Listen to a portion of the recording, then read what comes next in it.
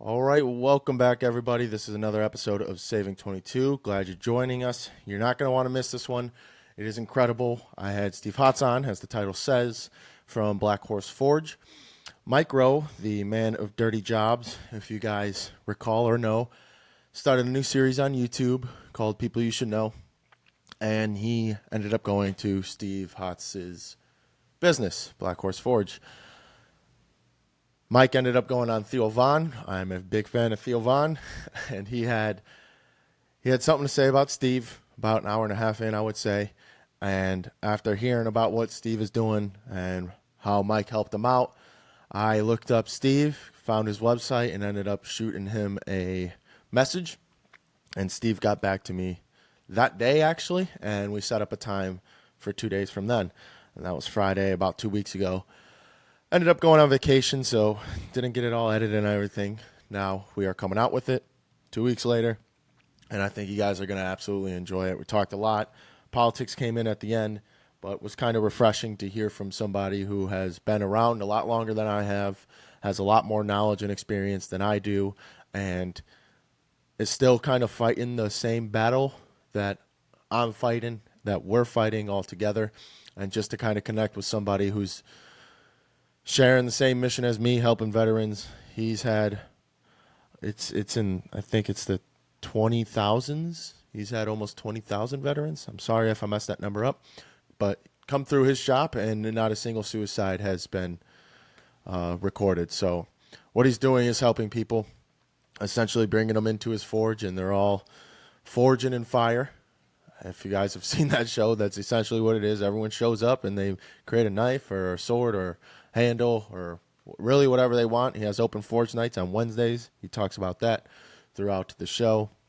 And there was so much in this episode. I'll end up going back and watching it. But I really do hope you guys enjoy. I'm going to give a quick life update. Feel free to skip ahead about a minute. But I have gotten a job with a city out here in the motor pool, fixing the cop cars mostly, but really everything mechanical in the city. Anything that's got wheels, we fix, or an engine, we fix. And I am thoroughly enjoying it. However, it is roughly an hour drive there and back, so I do not have a lot of time to do these podcasts and everything like I want to, because I am also in school for summer school. About a year away from my bachelor's. Not sure if I will finish that. Might do that for the show, kind of get a little more credibility, having a bachelor's in psychology, but we will see. On top of that, my lease is up here in about a month. We'll see how that goes. Looking to get a house, but looking like I will move into my parents' house for a little bit until I get a house and move out. Other than that, though, things have been going incredible. I had to get a new car because my car was actually stolen, not technically stolen, by the company who tows at my apartment complex. They didn't log it. They took it at night, didn't log it, and then I had to report it stolen, later to be found almost 2 months later in their towing lot. And no consequences. I didn't press charges because it would be on one guy. The towing company, the owner, contracts out to these independent contractors, and then I would have to sue that one guy who made a mistake. Who knows what's going on in his life? Kind of just giving him the grace of God here. So that's all I can do. Other than that, not much. Got into baseball. Go Cubbies. They're doing good this year. And that's about it. Hope you guys enjoy the show. Steve, thanks for coming on. Anybody that needs to check out his forge, the information will be below. He also his brother has a fishing channel that I will link below as well on YouTube. So thanks for stopping by. I hope you enjoy the episode, and I'll catch y'all soon. Peace.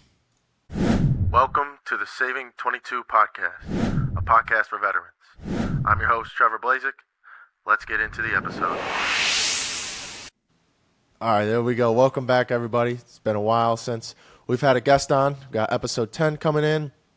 I got Steve Hotz or Hotz? Hotz. Steve Hotz. Sorry for messing that up. That's all right.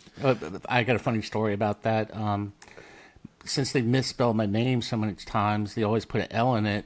Two guys got orders to go to Ranger School that didn't want to go. One got orders to Airborne School that didn't want to go, all because they misspelled their names. Oh, So one guy went through with me, which was awesome, and we actually served together. The other guy, he didn't like it.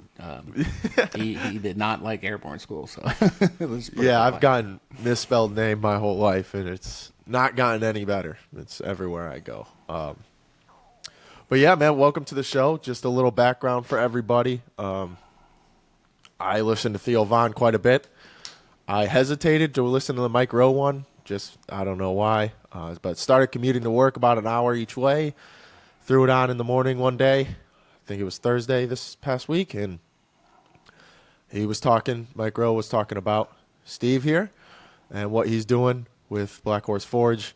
I'll link below the episode. I'm sure I mentioned it in the intro that I will record after this. But yeah, shot an email out to Steve, and he connected with me immediately, which was awesome. Typically, you don't get a response that quick. And so now we're here today. We're just going to go through Steve's background, how he got to where he was, and I don't know, just do the chatting. So, Steve, man, you joined in '88 after being an interior designer. I was curious how you got into interior designing. I saw your drawings and everything on the show, and to me, that's phenomenal. My fiance, she's like the first person I know that draws extremely well, and it blows my mind. Especially if you're making something up out of scratch just in your head and putting it on paper, that just blows my mind. So, I honestly, yeah, how did you get into interior design? Well, a little background, a little family background. My father was an industrial engineer. My grandfather was an industrial engineer. So drafting and drawing, and I had a natural ability, God-given ability to draw. I mean, my first contest I won for drawing, I was 11. Whoa. And, I won $500. So, it kind of sticks with you a little bit. So, it was just a kind of a natural thing, with a lot of things in life, they throw you curveballs. I was on the path to become an engineer, and then my parents got divorced. Things went sideways a little bit, and then, I went to school at the Art Institute of Philadelphia back in the day, and they always have recruiting things. And I was in there. Actually, you're gonna laugh at this. It was fashion illustration and design, then changed to graphic art and stuff like that. I just like design. Always have very passionate about design work and stuff. And so I was offered a job. Never thought about interior design, but with industrial design and spatial things like that, it really led itself for it. And then it's funny. My boss got really upset and was in the same silly kind of. It was a really large order for blinds for this commercial space. She was telling me I did it all wrong. I did all the measurements. And I was like, I wasn't even here that week. And she argued with me, and then, went back down. And I walked across the street. And if you're familiar with Philadelphia, the Pennsylvania area, they have little taverns and stuff on the side. They always serve food. I went in there. When I walked by, I glanced over. There's a recruiter station, and I don't know why. I just walked in. It was funny. You should have seen the recruiter's face. I said, I want to join the 82nd Airborne. And he goes, "Are you sure?" So, I took the ASVAB test. I crushed the ASVAB test. I had college already and stuff like that. And 2 weeks later, I was gone. Did my basic training. Right after basic training, straight into airborne school and all that good stuff. And the way it went, got to the 82nd. Went to the 325 and Charlie Company first. Had a great career. I did some really different things that people don't realize that you can do in the service. So, I was in the 82nd, and then at around the 6-year mark or whatever, going to recruit. I kind of got recruited to do counter drug work, which with the North Carolina National Guard, right? So it's a ADSW, additional duty special work. You never think about that, right? So I was like, okay, cool. They sent me, I was a DEA intel analyst, went to their school, did that kind of work. I was a liaison for a whole region. And then after 9/11 stuff, they stood up these. They call them weapons of mass destruction units, but then in politically correct, we went to civil support teams. So as an NBC specialist, entry guy. So got all that training on that, and then I was doing double duty. So doing counter drug, doing that, and then on one of my missions, they don't know still what happened to me. Uh, anyway, it basically ate my retina out of my left eye. If you saw it, looked like acid all thrown on me and stuff like that. So you're in doing a career, and all of a sudden you're out, right? So it's changed a lot. I know now the way they process soldiers out and do things now, but my day was like they did a med board and I was done. So what am I going Yeah. to do? Right Yeah, after. mine was similar. I flew from Tennessee to Indiana to fix a helicopter engine. On the way home, I laid down to take a nap on a Chinook. There was plenty of room, and my back started tingling, so I went in. They got X-rays and everything on a Thursday. Went back in on that Friday, and it was a civilian guy. He was like, "Yeah, you're fine. Don't worry about it. Go get insoles." Didn't do that, but that weekend I played hockey, and I took a puck. I was playing goalie. Took a puck off the shin in a weird way. It like slid through the pad, hit my shin in a funny way, and I went back in. And when I went back in, I just wanted free ibuprofen. Went in, they're like, "All right, vitals are all good. Go sit in the lobby." And I was sitting in the lobby for like 30 minutes. I'm like, "Dude, this shouldn't be taking this long." And I got called back by a captain. She had 3 screens. One was my X-rays. One was the AR saying I couldn't be in anymore, and then the other was the med board paperwork. And I already had my heart set on doing 20. At that time, they were switching over to the new pension to where you could do like 10 years and still get a pension. But I decided not to because I was dead set on doing 20. And she pulled me in and just like you're saying, like, "Hey, can't be in the Army anymore. There's not much we could do about it. I'm going to put your paperwork through." I was like, my mind was just like shattered. I went out to the car. I started crying immediately because this is all I was wanting to do. I didn't have another plan. I mean, at that time I was 22, 23. I didn't have another plan. This was it. I tried college, sucked, hated it, went in, and like you're saying, I mean, now it took like 8 months to process the med board, but it was COVID and everything, so it was a little longer, I think. But yeah, it was the same thing. One day you're in, and you have all your buddies, and I'm getting processed out, still with all the buddies, and then the next day, that's it. You're done. See ya. You don't have to report to us anymore. Figure it out. And I was like, I guess I'll go home to my family. I have no idea. Yeah, exactly. So, I mean, even worse for me, here's even worse because they didn't know what was going to happen, if it was going to migrate to my other eye, if it was going to be totally blind. So they kept me temporary retirement, which means you're still active duty. You can't work, right? Your temporary retirement, I had some good people that helped me that I could and stuff like that. But then when you're in between there, nobody knows who's going to pay you. Like, who's paying you? Army, VA, you don't have a rating, all this stuff. They give you a rating when you're in temporary retirement. You go through all this rigmarole. So it was 5 years, I think it was. And then I finally got my official retirement medicaled out. And then, doing all this stuff, I was complaining about my back and my legs. I used to love to run and, could run for days. And all of a sudden I couldn't even hardly walk. And one day, my wife had to call and get the ambulance, take me to the hospital. They x-rayed me and they said, "Have you ever had your back broken?" And I'm like, "No, and I don't think so." I mean, if you think about all the jumps, yeah, I've had really bad jumps. It's just part of it. But they showed me, and like, it was weird looking. It didn't even look like a spine down there, kind of, because one's going left, one's going right. I have no cartilage here and there. So they fused my back, that was after I got out. So they fused my whole lower back, basically. Still had some issues. They want to do more, and I was like, no, I'm older. I'll just live, I had a really great nurse, pain management nurse, and a good friend. And she basically taught me, this pain is just your new normal. That's something the guys have to get used to. is that sometimes that pain in the morning just reminds you you're alive, and you just have to become a new normal.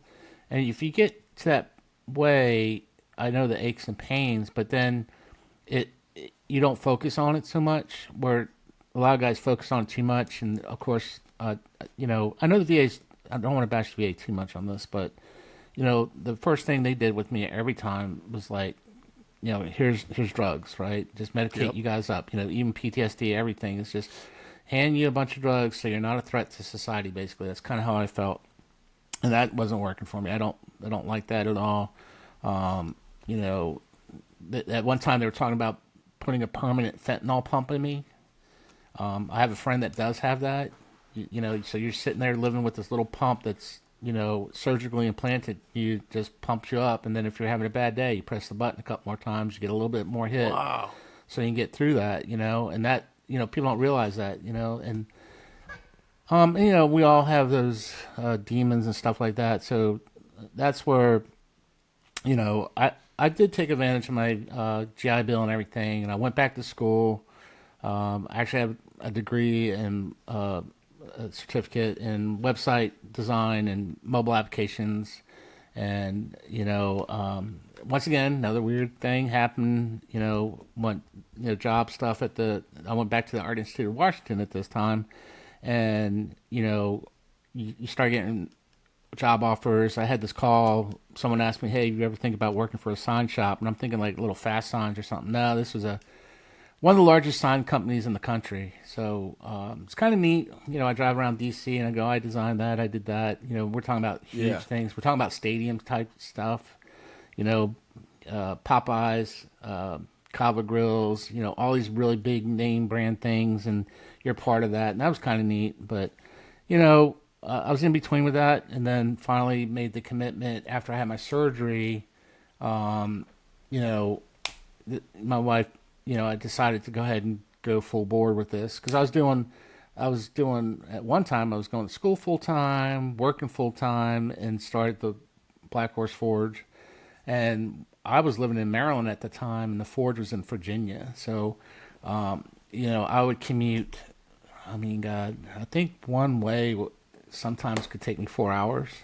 Man. And so that's kind of how I started first 2 years, kind of. And then we moved into Virginia, but still I lived in Northern Virginia, and the forge is in Fredericksburg, so it still was an hour away. Commute down there every day, back and forth. And if you know anything about Northern Virginia, that could be 45 minutes or 6 hours. It's just, it's a nightmare Yeah. with traffic up here. If you want to make money, open up a collision tow truck company up here. You'd be killing it. I mean, Yeah. it's kind of crazy. So, yeah, so that's kind of how it started. Well, my wife got me hooked up when we moved and found the blacksmith program that I went to, and she saw it when I came back and was all excited about the little hook I made, and she's like, I don't know what you're doing, but keep doing it. And if you know me, unfortunately, I'm not. I wish I could find just a hobby, but I always turn things into something bigger than that. So my wife's always afraid to suggest like, hey, how about metal detecting? And then I'm talking about getting LiDAR. Yeah. I'm the same way. So she knows that's just how I am. But she's been great support. When I got hurt, she was my girlfriend and my fiance at the time, and she's been with me the whole time. That's something I can really contest. Something one thing: don't push people away. Let people help you when you're in those dark places. It's tough for us sometimes because we don't. My wife cried the first time she went to a hospital visit with me, and they were talking about me and stuff, and she didn't realize everything, and and that's why we don't share so much because you don't want to feel. I feel like when they start diagnosing you with all this stuff, and you're like, you don't want to. I don't know if you don't want to hear that, you don't want to accept that. I don't know what it is. It's just you're like, no, I'm fine, right? Because that's just I mean, being a grunt, Yeah. you're like, give me 2 ibuprofen, I'm driving on. I'm good to Yeah. go. 800 mil, Ranger candy. That's what, and that's just how we were taught, going to sick call is not a thing. you know, Yeah, and and that's that messes up a lot of people when getting out and trying to get your VA money now because you don't go. If we went to sick call, we were a piece of shit. Like that's yeah. just kind of how it was. Like, oh, you're trying to get out of running the 4 miles this morning. You're like, no, dude, my back hurts a lot. Like I just, I and remember they're the only first open right now. Like, Yeah, I remember the first time I went to sick call because it was after a jump, and I didn't realize that I had perforated my eardrum, and there was a stick lodged into through my ear, and I didn't know it, and I couldn't stand up. I had no equilibrium oh, because it punctured my eardrum, and I'm falling over, and I keep trying to stand up, and I'm blacking out, and all the stuff, and it's funny, my sergeant first class comes and goes, "Yeah, that's a good reason. Send him to sick call." yeah, Well, I was out in the field, so the medics were like, "Oh my god!" And, it was funny. They bandaged me up, looked like I had a shot, head wound, shot and everything. So it's like my first time going to sick call. And I didn't want to go even, but I couldn't even stand up. yeah. And then talking about like being fine and all these diagnoses, mine was the same way. They diagnosed me with like depression, anxiety, PTSD, and then threw me on medication. Yep. And that was when I was getting out. And when I finally got out and came home to Florida, the VA, they didn't diagnose me or anything. They didn't look at they didn't do anything but mail me the pills. They would Yep. mail me the pills before I even went and talked to them. They mailed me the pills, and I tried them for it was like a week and a half, and that was it. I was like, I can't. I was sleeping like 16 hours a day. I couldn't go. I was going to the gym once a day, and that was it. Like that's all I would do: go to the gym and watch my TV show, go back to sleep. And the same thing just happened to me again 2 months ago, or something. I went to Colorado. I went snowboarding. I don't know what they call it, separated my shoulder a little bit and went in. And luckily, the physical therapist that saw me was a younger fella and wasn't on the medication train. But the first two guys that saw me, they were like, all right, we'll get you some pills and we'll get you some medications and we'll let you see the physical therapist. Physical therapist came in and I was like, dude, we got to do something. Like, I don't know what it is. Teach me it, whatever I got to do to not take any pills. Like the last thing I want to do is take pills. And this was some of the worst pain I felt. Like I didn't know too much pain, but this was like I couldn't raise my shoulder, couldn't move it really anywhere. And I was just saying, I said, dude, I don't want to be on any pills. I don't want to have to rely on any of that. And he's like, all right, well, the best we could do is acupuncture. Did the acupuncture, helped a little bit for the day. And then he walks out of the room and the nurse comes in trying to send me on the way. And he said, all right, well, your prescription's down the road. And I was like, do I have to pick this up? Do I have to go get it? What happens if I don't? It's like, no, you don't have to go get it, but I mean, it's best to have. And what is it? Best to have and not need than need and not have. I was like, all right, well, I guess I'll just go get it. I don't know. And I actually I chat GPT'd what the muscle relaxers were. I was like, give me the history of the muscle relaxers and what they do to your body. And I looked it up, and it came back that muscle relaxers started because when we were fighting the Indian tribes, they were shooting us with poison arrows that would paralyze our people. And then they were like, well, if they paralyze our people with just an arrow, how can we take just a little bit of this so that people, when they're injured, don't have to feel their arm when they're injured? And they just started messing with it from there. And I was like, you know what? I ended up just smoking weed. I don't anymore because of my job. But that is what's helped a lot of my friends. And there's no support for it. Just like anything else with the veterans. I mean, psilocybin's huge. I had a guy on who went to Costa Rica and did the ayahuasca, and that was life-changing for him, and all these extra programs. But just like yours, where you've proven that it's helping veterans, but there's no support for it. There's nothing we could do government-wise or anything like that to help nonprofits that are helping veterans. Well, How frustrating is that for you? Well, a little frustrating. I was talking to you about even like the Mike Rowe thing they did which is incredible, right? But because he mentioned the S word and everything, we we got we're getting crushed with the algorithms, right? Yep. They're pushing us down about it, and you know, really, and I'll just put this out to anybody with the link. If you see the link where it says on there that's harmful, whatever, it's not. Nothing that we talked about in that whole thing. It was all about positive and the change, but was dealing with the issue nobody wants to talk about. So here we are having an opportunity, and they gave us such a great platform, and it has. We've made. I mean, we're still getting a lot of response from it, but not nearly what it would if they didn't, put Yep. that warning, and people are saying it's totally blacked out in their area. It's crazy, right? Yeah, I But couldn't get onto it. I had to go to a different web browser right before this. I watched it last night and watched it again today. right. So And I couldn't get on. right. So why? Just because we're talking about issue and stuff like that, it's crazy. So how do we?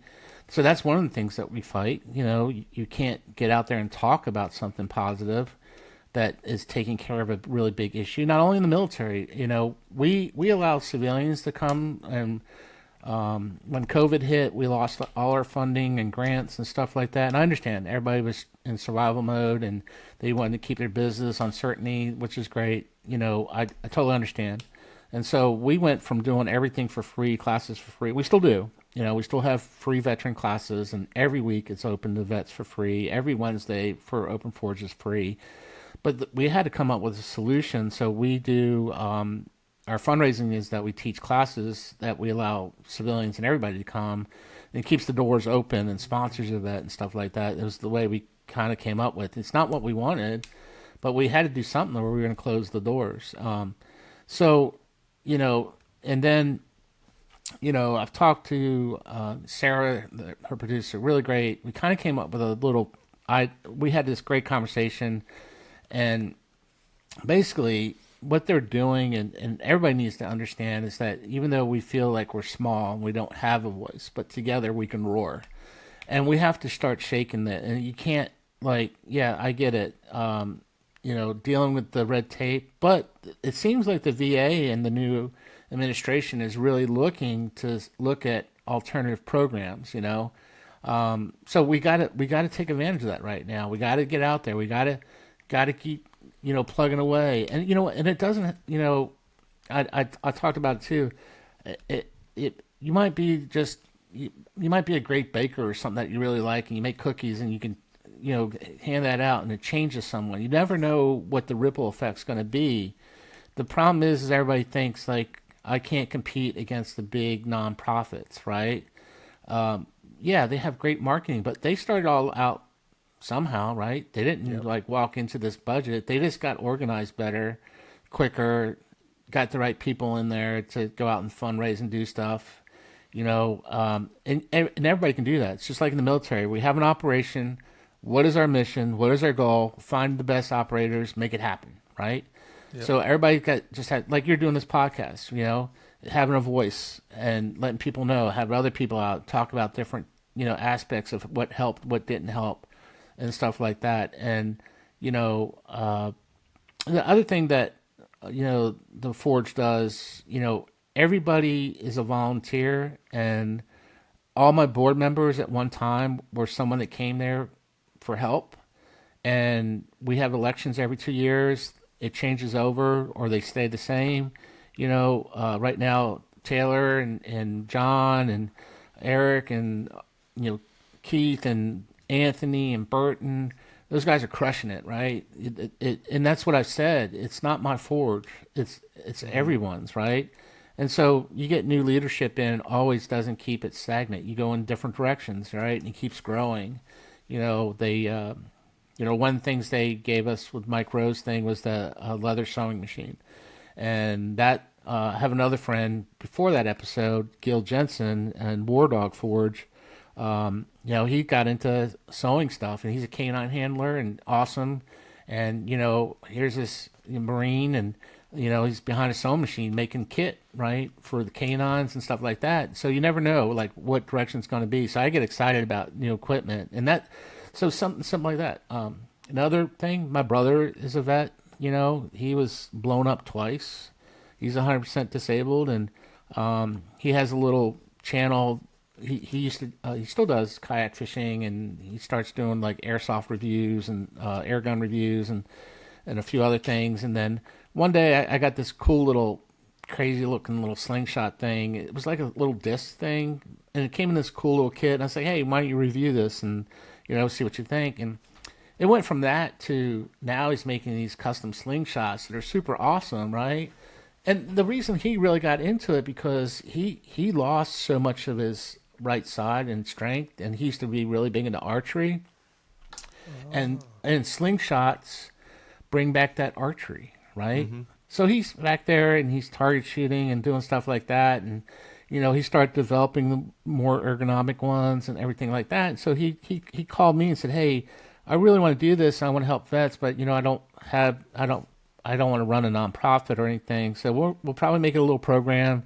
Maybe he'll come out and teach at the forge, or we'll just set up a little, I don't know, target shoot. Everybody gets together, cook out, just get people out doing something like that." But what happened once again, like he started working with his hands again, right? Yep. He's working with wood again. He's investing in a few pieces of kit. He got a new laser engraver thing to laser his logo. With my background with design, I helped him design his logo and stuff like that. But now he's got a purpose again, right? So that's the whole thing, and he's killing it, right? Super excited. What's his channel? Bravo Bassin, Bassin. He'd be another really cool person to talk to. I know it's my brother, but he's still okay. No, I love my brother. But he's got a great story, and his wife and everything, and then like his son's really awesome. He does like all these little clay things, and he's gotten into stop animation stuff really good. Paxton, super cool. He draws. He's got these great stories, super awesome. And his wife does mosaic stuff. But so see, everybody's working with their hands again, right? Yep. And we've stopped that, and we stop, I hate to say it, with all the modern cars, nobody really works on cars anymore, right? You got to have a computer to get on a car, right? So give me a carbureted car any day anyway, but that's another story. Yeah, so actually, yeah, one of the first things I did when I got out, I had not brand new, but 2016 Jetta that was perfectly fine, paid off, and I sold it to get a 79 Corvette because I wanted to fix it. I wanted to get rid of the computers. But, yeah, like you're saying, that's kind of why I got into car mechanic. I worked for the city, so pension and all that good fun stuff. But I don't know too much about cars. I worked on helicopter engines. It's a little different, but it's nuts and bolts. It's same tools. Yeah. And there's a man that's kind of I'm gas shadowing spark him. go. What's that? Air gas spark go. Yeah, exactly. And so the guy I'm shadowing, he's been working there 23 years. And yeah, he's seen the transformation in cars too, and it's like there's nothing you could really do. I work on cop cars. It's mostly computers. I could change the brakes, brake pads, rotors, all that fun stuff, tires, but when it comes to like really how the car operates and the fuel and the air mixture and all of that, like you have to have the scanning tool. You have to have the program that comes with the scanning tool. Yep. If something is wrong, the fans weren't kicking into high gear. They were just staying at low. Just to fix that, they had to order the whole new computer module. In order to get that hooked up to the car, they needed to call somebody else out to hook it up to the car. And now it's just a whole thing with the computers. This guy's got to handle it. And it's...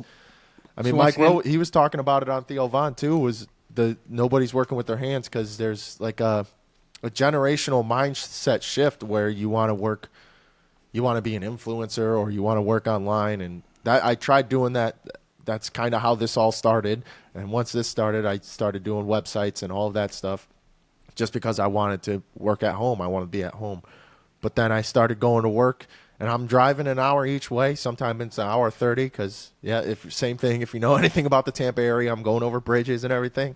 Yep. It's a mess. And the drive is the worst part of the day. But when you get to work and you're working with your hands, and like we were saying before, nothing matters other than get in the car to run. I could have the worst day. And there's been days where me and my fiance are going through something. I wake up, go to work, and it's gone. By the time I come home, I'm like, all right, I'm sorry, but I'm here to relax with you, and I've done my work for the day. Like, you know, it's Yeah. just, Well, I mean, anybody out here listening, anybody that's listening to podcasts, and if you're thinking about a career, look, weld. hmm You know, I get calls every week at least from some company like, do you have anybody even interested? We'll hire them now, train them at the job, making good money, right? But the problem, and Mike harps on this and I harp on it too, is the perception that it is a dirty job, right? So it's not, people feel like they look down at you, right? But here's the thing. I don't know if you checked the last time the maintenance fee at like my Chevy dealer, you know, I think it was $187 an hour, you know? yeah. So you think about that. And then, you know, when I was in Wilmington one time, I was at a restaurant, you know, I love to talk to people. And so I was asking this guy, hey, what are you doing and everything? He literally had finished law school and couldn't get a job and is waiting tables. Wow. Now think about that, right? So what happens is that all the blue collar jobs and the white collar jobs, the discrepancy of what's flooded in the market, right? There's only so many of those office jobs, right? And we have this big shortage, and you know, linemen, right? Linemen, and you know, coming from North Carolina and hurricanes and stuff. Thank God for those guys. They come from all over the country when natural disasters hit, but they crush it, right? You know, Josh Smith. You know, I'll mention him because I have jackalope knives. He has Montana knives, but how does he start? He's a lineman, hands-on, right? I have another friend. He's a really world-famous sculptor, Ron Westerhuis, in the Netherlands.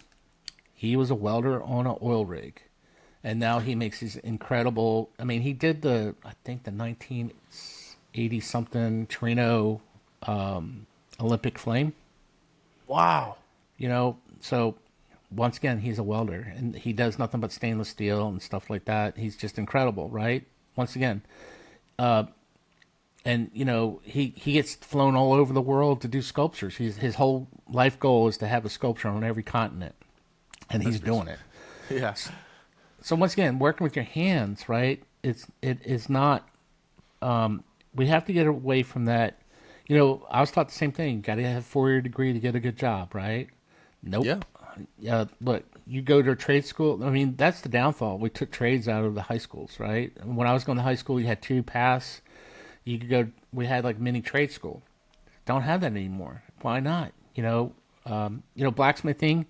When the hurricanes came through Charleston and were wrecking all the wrought iron and all those gates, they brought blacksmiths from Europe because nobody in the United States could do it. Wow. Now Charleston has its own school. One of my apprentices, Noah Stoos, incredible kid. You know, I saw a post on. We have like this little local Stafford, you know, thing. What's going on? His mom posted, "Hey, my son's he wants to refurbish old axes to make extra money." And I said, "Hey, why doesn't he come by and I'll teach him how to make them?" Right? So he went from there, and not bragging on. You know, he was my apprentice. The kid's going to be one of the best blacksmiths and metal workers in the country. You know, he's incredible, right? So I have that a lot when young kids get into the forge and they start making stuff. Look, at like a Renaissance festival selling hooks. I know that sounds like, okay, Renaissance festival, whatever. you can get $20 for a hook, right? Yeah. You can make nails, and guys that are doing, you know, traditional, you know, fixing old things or everything need traditional things like that. So you're thinking nails, right? You know, last time I did it, I charged the guy $5 a nail. You know, Yeah. and it's tedious little work, but you know, we're talking about little traditional things like that I can just sit there and bang out mindlessly, and make a living at it. Once again, with my hands, and that's the whole thing. Like, you don't have to go to school for that stuff. You can take classes. You can find a local blacksmith. You know, they have guilds. You know, sometimes it's hard because you don't know what words to look up, right, to find those things.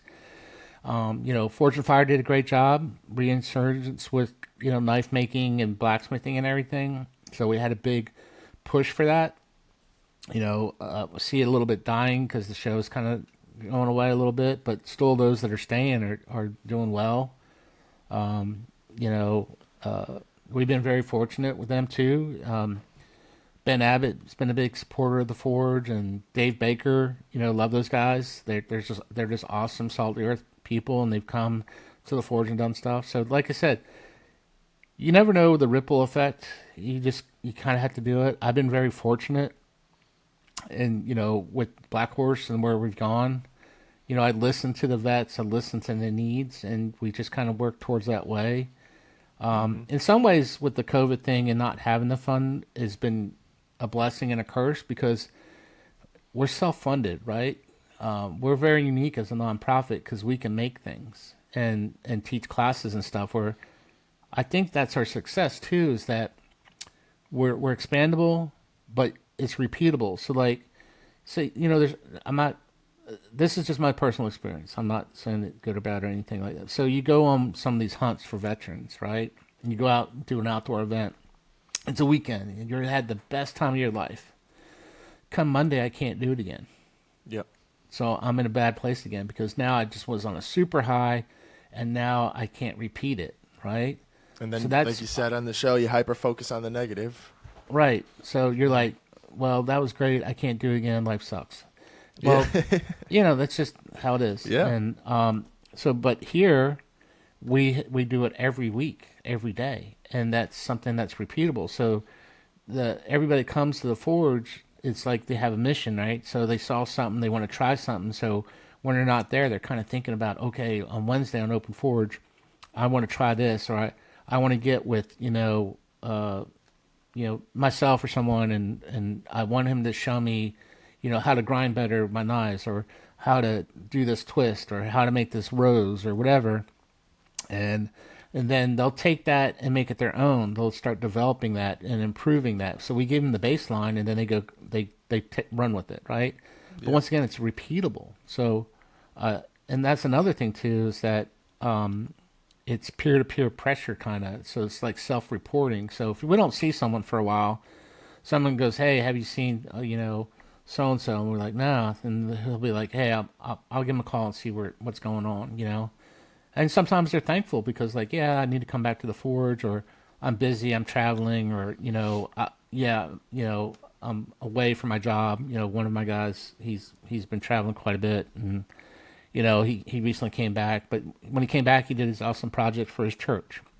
He made a knife. He does it every year, and really beautiful thing. And my wife made the sheath for him. But that's the giving back part. But once again, it's for me. I see the fact that it's repeatable, that it's not a one and done kind of thing. And then I'd say most of the guys and all my cadre pretty much all have forges at home, but they still come every week. Yeah. When you were saying the guy doesn't show up and you guys call him, that's what I thought of was church, and then you mentioned it because that's kind of where I got my kind of accountability. Was if I didn't show up for church, somebody from the church would text me or call me or whatever, and now it's just that sense of community that just holds you accountable for, when you're battling in your head, you're kind of, you're thinking about you. You're in your own head. You're thinking about, that's why people take their lives, because they're only thinking about themselves. But that's just the simple reach out of, hey, what's going on?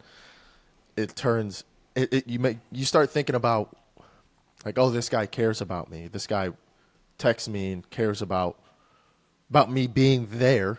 And that just kind of, it flips from negative to positive just right there, just because somebody, you're not alone. And that's, took me a while to learn that. I thought when I was going through my whole, I ended up getting divorced and then getting the med board and then having to sell my house. Like months after my parents just had come and saw everything that I've built for myself, and it just all went away like that. And I just felt so alone, like it.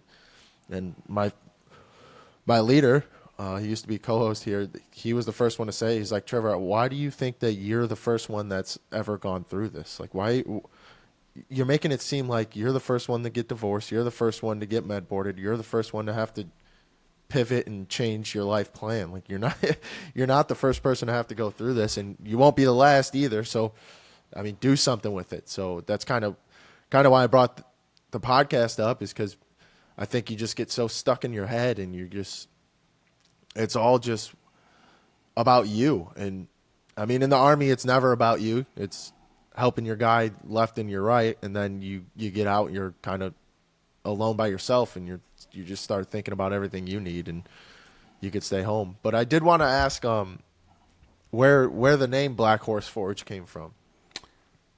So Black Horse Forge came from I worked with the old guard quite a bit, and one of my first projects I did is I made the S pontoons, which are the pikes for the old guard.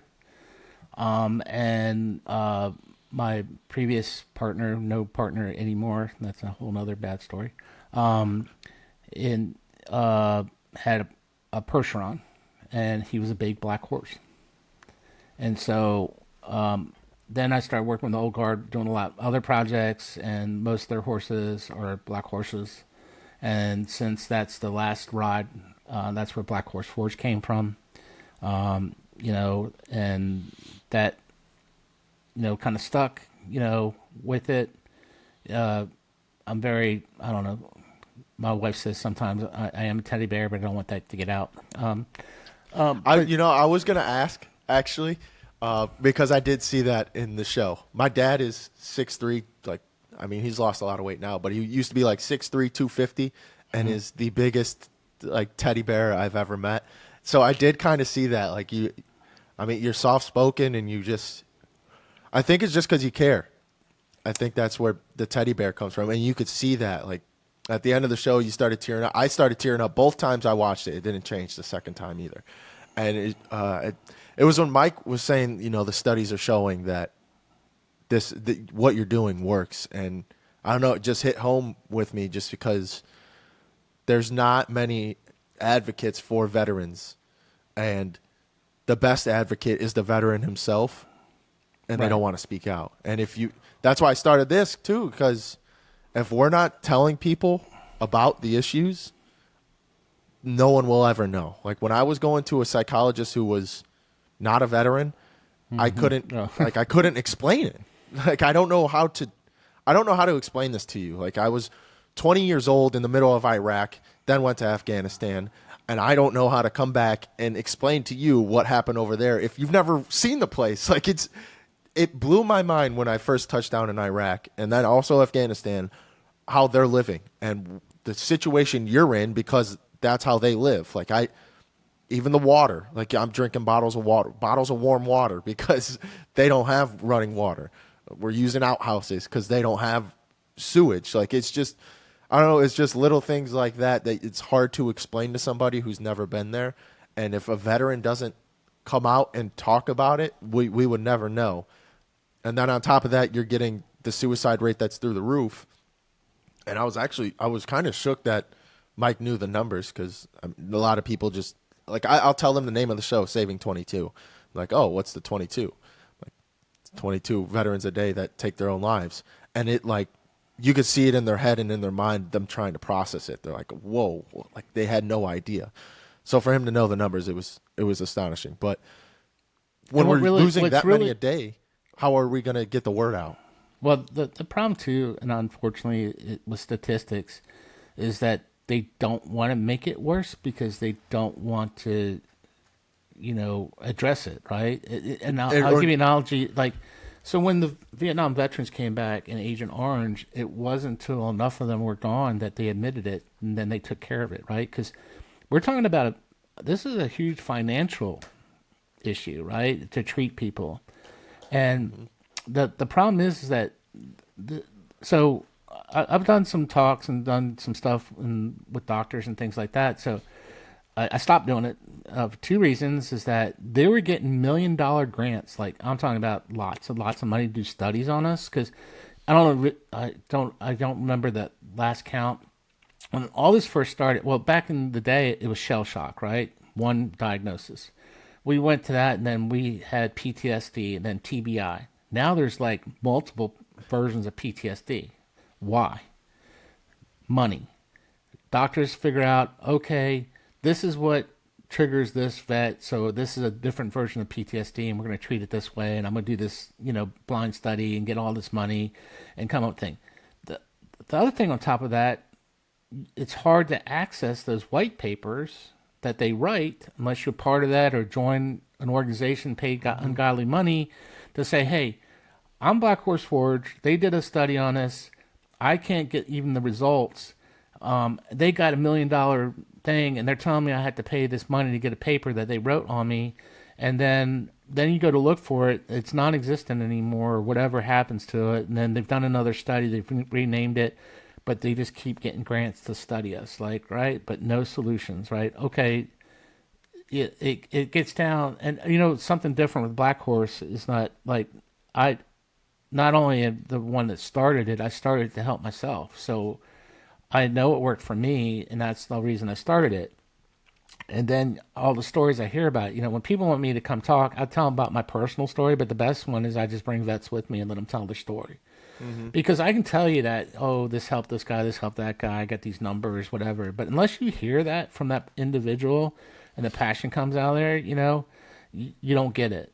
Yeah. That's the whole thing, and then, I talk about my personal thing with the PTSD is about anxiety because when you're going through life, you don't think about your mortality. And unfortunately, in the military and what we've dealt with, we see it every day, up close, personal, more than anybody ever, right? See it and feel it. Like in Iraq, we didn't have defense. Like I could feel that at any moment in the day, we could get bombed and that could be it. Like, and I'm on that edge. For me, I was lucky it was only 80 days, but I'm on that edge feeling that every single day, which is not normal.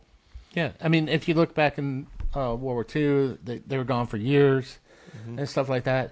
Now, one thing different about me is that, in Black Horse, is that I don't, it's more tough love, right? I'm not, look, you're a soldier, pull yourself by the bootstraps kind of thing.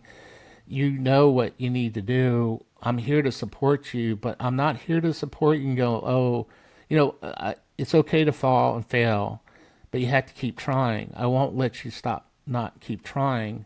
That's an easy way out. And then, it was funny. I had another friend, he had a nonprofit before I started this, and he was telling me about all the suicides. And I went from, oh, that's terrible, to being mad when I met the first family and saw the carnage that's left behind and how selfish it is. Like, you took the easy way out. And I hate to say that. I know some vets might get mad at me, like I don't know what I'm talking about. Well, you left, you checked out, and you left your family to deal with all this. And if I don't understand that. I don't get that. And the other thing about, I love the United States and America because, I can go to bed tonight and wake up and go, I think I'm going to learn how to fly a plane. You can do it. Yeah. Or, hey, that looks really cool. I want to try it. You can, every day, every moment, you have the opportunity to change your life. It's not easy, right? But you have that opportunity. You can find the ways to do that. So why aren't you doing it, right? It's easier to, like water. Water always finds the easiest path to flow. But anything in life is hard to accomplish and do stuff. Trust me, with Black Horse, I mean, I've been there where, like, I don't know if I'm going to have rent next month, right? I don't know if we're going to make it. How are we going to make it? We'll pull something out of our hat here and make it happen. We've never, in the whole time I've had Black Horse Forge, never been fully funded for the year. And so think of that. It's like we've never, ever had all the money up front on January 1. We start and we just keep going and like, okay, funds are getting low. What are we going to do? I don't know. We'll just make it happen. And that's just how you have to do it, right? And that's in life too, right? So it's just, seek alternative no matter what it is. We trust so much in professionals, and sometimes that's good too, but you also have to be honest with yourself I finally found a doctor that, my personal physician I love. He's been great with me. I'm straightforward with him. He's straightforward with me, And I tell when I go into any doctor, you're going to be your worst patient ever. So just be prepared with that because I will push back on everything that I don't think is working for me. And I know you went to school, but this is my life. So if we can understand that at this point, then we'll have a good relationship. If not, I'll find another doctor because I want someone to treat me and listen to me, not just, oh, you come in, you got these symptoms, this is the route we're gonna go traditional. Not for me. So that's a tough one. That's something that I just had a conversation yesterday about is that really would I like to see the administration, if this ever gets out to them at any level, is maybe make some incentives for local doctors to like maybe get tax breaks for seeing veterans. Pay for them if they're going to provide a service or like deprivation chambers or whatever at their facility. Make it so they're going to get grants for that to treat veterans. And, maybe you give them, grants or some way that they can go and get, additional schooling that doesn't cost the doctor to help veterans. These are things that you could do because you trust your local doctor because you know them, you grew up with them, like in that area, right? My wife always has these funny doctor names. One of her doctors was Dr. Payne, the other one's Dr. Pepper, and I just laugh every time I talk about them. But she knew them. She knew them. She grew up with them. Her mom knew them. And you trust that. You have to have that trust before you enter the door. I don't know, and everybody can contest this. I don't think I've ever seen the same doctor have gone to the VA. Yeah. And it was frustrating because what do? They ask the same questions to get to know you. Same question. You're at the point you're like, I'm just gonna beat my head against the door, or just walk in with a resume and go, okay, after you're done reading this, we can start our visit, right? Yeah, and also they take notes every time I go in there. So where are these notes going? Like you're writing down my whole life that I just told you. How is this doctor not able to keep up? But especially with the VA, my issue was I could only get a psychologist meeting every 6 weeks, and I was like, this isn't going to work. And now they have a community care program to where they'll outsource it. So like you're saying, they'll outsource it to a local physician, and they'll pay for my visits. So you can only they're cracking down on it now. I found out that they only get the VA a certain amount of people that can go through the community care program to where they'll outsource it to another psychologist, and the psychologist will be able to do it on my dime for free. The VA pays for it. But yeah, it took me, I don't know, four psychologists to go to before I found one that's a veteran. And like you're saying, that will push back. Like I'll come to the meeting. I'll be like, look, this is what happened. This is what I think about what happened for the past week or whatever it was. I don't like all this, blah, blah, blah. And he'll be like, well, he'll give me some solutions, and then he'll say, this is a book I read, and it's not like some study, but here's a book I read, and it talks about this. Or I came to him about anger. He's like, look, I don't know what he was. He may have been Buddhist or something, but he gave me a Buddhist book. He's like, I know this may not be your faith or whatever, but this guy's a top monk. Go read this. And it's just getting something other than the doctor way of life, or what, I don't know how to say it, because when you go in the army, you go to the doctor and they have their whole way, and now you have this version in your head where when you go to the sick call, you're going to have to go through the vitals, you're going to have to go through their book and their black and white, their ARs on what they can do to you and how they can help you, and blah, blah, blah. Oh, we can't get you an MRI for a year because we got to prove that you need the MRI, blah, blah, blah. So in your head, you're already like, I don't care for this doctor process. I don't care for any of that. And I don't know. I think it's like you're saying, you need the more human to human level connection. Even the online therapy now, like that's what I was doing. It was nice, but when I have to go in and get dressed and brush my teeth, all those little things that make you a human, to go into a doctor visit, that changes. I could roll out of bed. The appointment's in 15 minutes, grab a cup of coffee and go to the appointment. I don't know. The human to human level is what's missing. And that's like you're saying, that's what you provide by doing it every week is every week they come back and they get another human to human interaction, no matter good or bad. If it's bad, they can go home and think about how it's bad and come back next week. If it's good, they can think about it when they go home and come back next week. No matter what, they're coming back next week, if they're enjoying it, you know. Well, that's the other thing. You don't have to make an appointment with us, right? Yeah. You show up. Because God forbid, try to make a VA appointment these days and what they can do. And then, my first experience, because being Desert Storm Doja Shield, that they wanted to do a whole study on us, and they wanted to study our blood and all that stuff, because everything we were exposed to.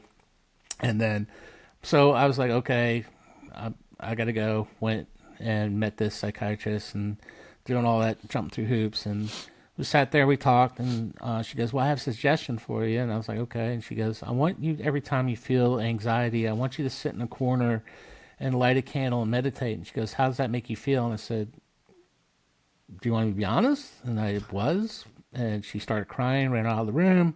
The head comes back in, says, you can't be that honest. If you do, you can't come back and see us.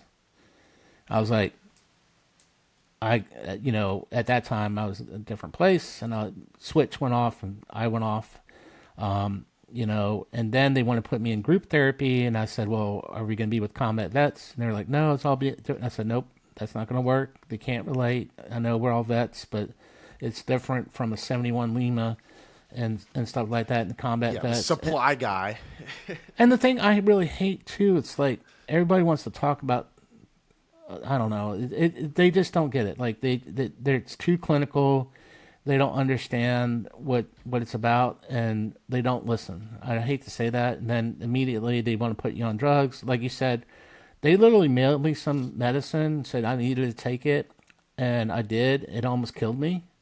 Literally, they had, like, when the medics came, it looked like, because I was like, the only thing that saved me, I had the wherewithal to unlock the front door and call my wife. And by the time I was done, the medics were picking me up, and it looked like someone was in there burglarized the house, because I was just throwing stuff, everything. And they like, yeah, you were, almost gone there. And then I called the VA, and they're like, oh yeah, we sent you the wrong medicine. What the hell? How? Like, yeah, right. So you trust that, and it's gotten better, right? But this is just my personal experience, and people like, some, oh, I don't believe that, whatever. It happened. My wife can back it up. The 911 call, the ride to the ambulance, and all that good stuff is documented. But, with everything they're trying to improve, and I get it, the system is overwhelmed. That's the other thing, is that it's so overwhelmed with things that, I don't have that solution. It's a way bigger problem. My solution was Black Horse Forge. I would like, there's other things out there, that I think be very helpful. It's just outlets to get people out, and then they'll seek the help they need.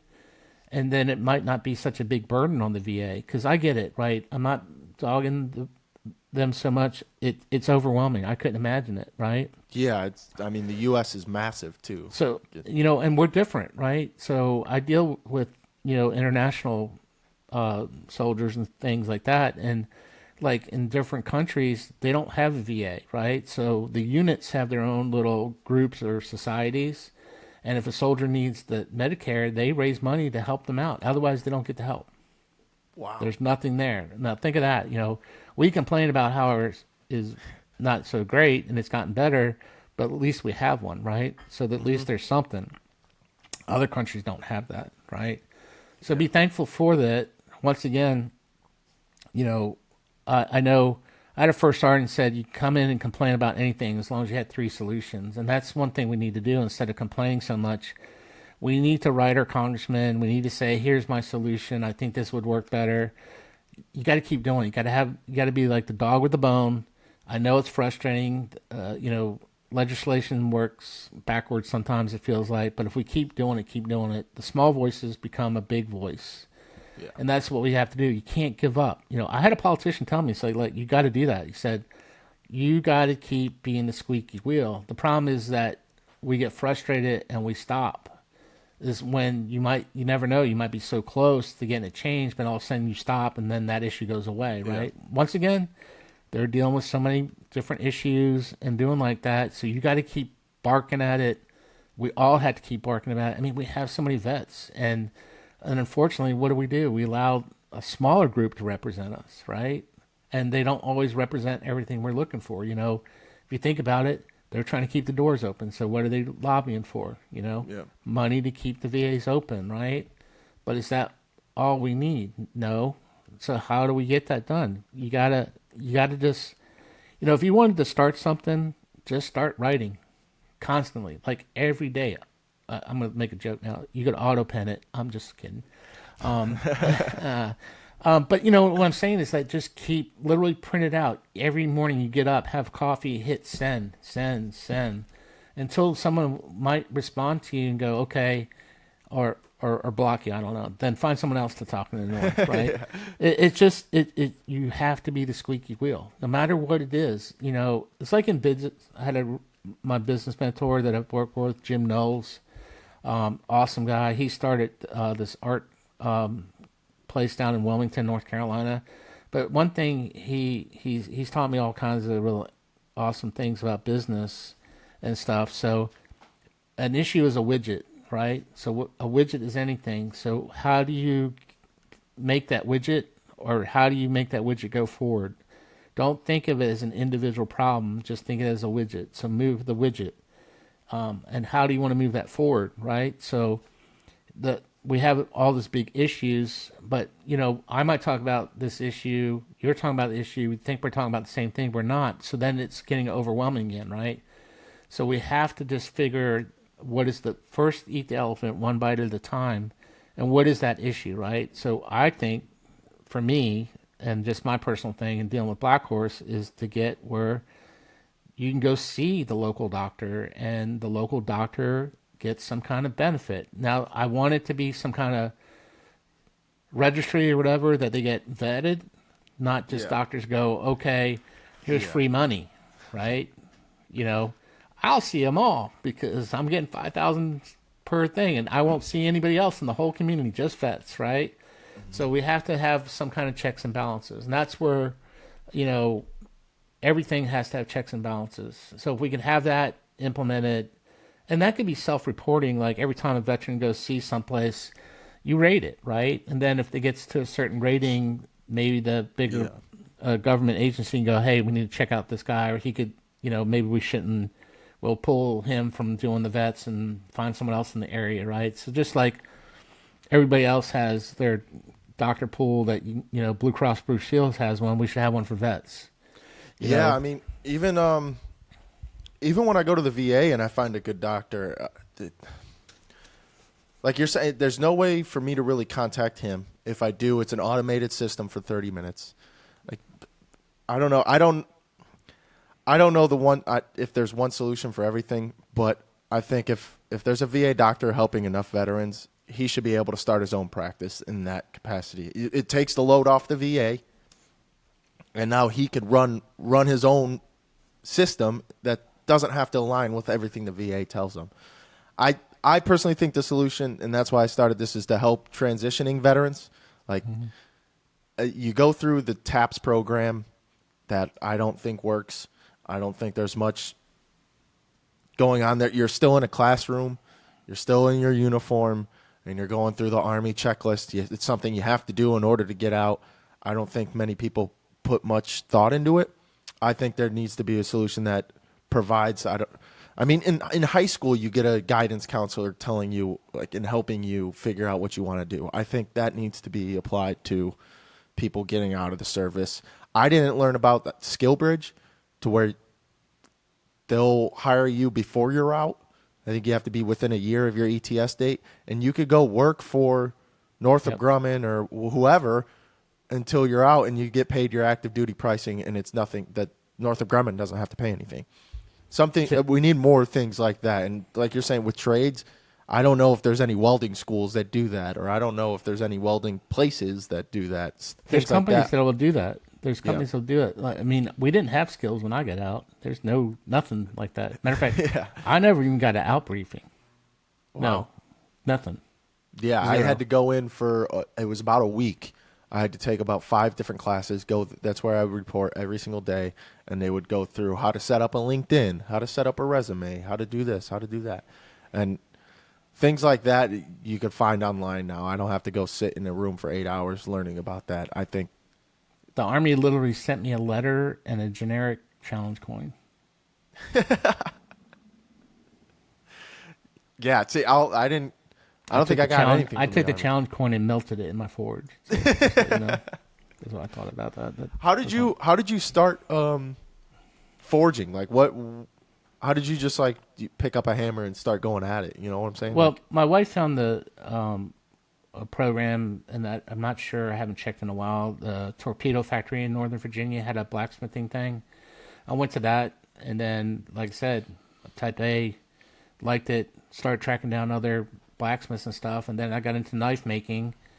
So I decided that I want to become a master bladesmith. There's less than 200 in the whole world. Joined the American Bladesmith Society. Trying to do that. That's a whole long process of doing that, and so I've been working with master bladesmiths. I think right now I'm up to 32 that I've worked with. I just want the knowledge. Every yeah, time you go to a shop, and it's just like everything. They're basically living history, and we're not recording it. So it's part of it is, passing that down so we don't lose that stuff. Right? It goes away, and we're not doing it anymore. And it's sad because we don't record our living history. All our vets that have passed and gone that we can't talk to anymore. All the Vietnam vets are out there. Now they have stories too. I mean, we just had a CB drive from California Wednesday and to see us at the forge. wow. Him and his wife. They were up in the area. They did this annual trip. They saw it. They came, drove cross country, hung out with us, hung out in my knife shop, stayed for open forge, hammered the knife, made knives with the vets. CB Vietnam vet because I joked. I sent a message to them saying, "Hey, the CBs have landed," but but his story was great too. He admitted some things to me and the struggles they had, and thank everything he went through and stuff like that. But nobody's really documented. There was a push. I don't know if they're still doing it or not, where they were recording living history kind of stuff. But where do I go see that, right? So someone talks into a microphone, you get this history part, but I'm sure it's at the Library of Congress somewhere. But nope, they're not publicizing that, right? They're not making a book. Imagine a book of just veterans talking, right? Their experience, their life experience. Like when I got back, I did this and that and this and that, and this is my career path and where I went. Share your story, and you can relate to these stories. It's just like I carry a lot of I guess, I don't know, verses for men and Bible stuff, and you see these short anecdotes. We could do the same thing, like that little pocket guide in life. You could relate to someone maybe in there and say, okay, he did this, I can do that, right? And carry that with you, so you can always reference it. We're not always on our phones. That's the other thing. Throw your phone away. I hate, we got locked into that. Talk to people. My wife hates it. If we get in a taxi, I love it because when I hear an accent, I just she's like, you're gonna interrogate them. Yep. So I ask them where they're from. I ask them their families here. I ask them when they came here. I ask them. Then I relate it to food. I'm like, hey, I like spices and stuff. So I was like, hey, what's one spice that you miss that you can't get from where you're from, right? And they'll tell me, and then I go, so what's the closest restaurant in the area that tastes like home? And they'll tell me, and I'll go, right? Yeah. That's how I discovered Ethiopian food, right? The guy joked, he's like, hey, if you see a bunch of DC cab drivers at one of these Ethiopian restaurants, go because it's a really good one. They feel like it's home, tastes like home. So I did. It was awesome. I talked to all those drivers. We're having a blast. My wife's like, she just rolled her eyes at me at this point. But, I learned something. I learned about a culture. And one thing, I relate to it because I used to work as a chef for a while. And food is the common language for everybody to talk. And that's something we don't do. We don't sit down and I relate to like Sunday supper. We don't get together, break bread, talk about your day, your week with the family anymore. Everybody's texting, right? So it was a rule in my house every Sunday, doing it. And my wife tells a funny story.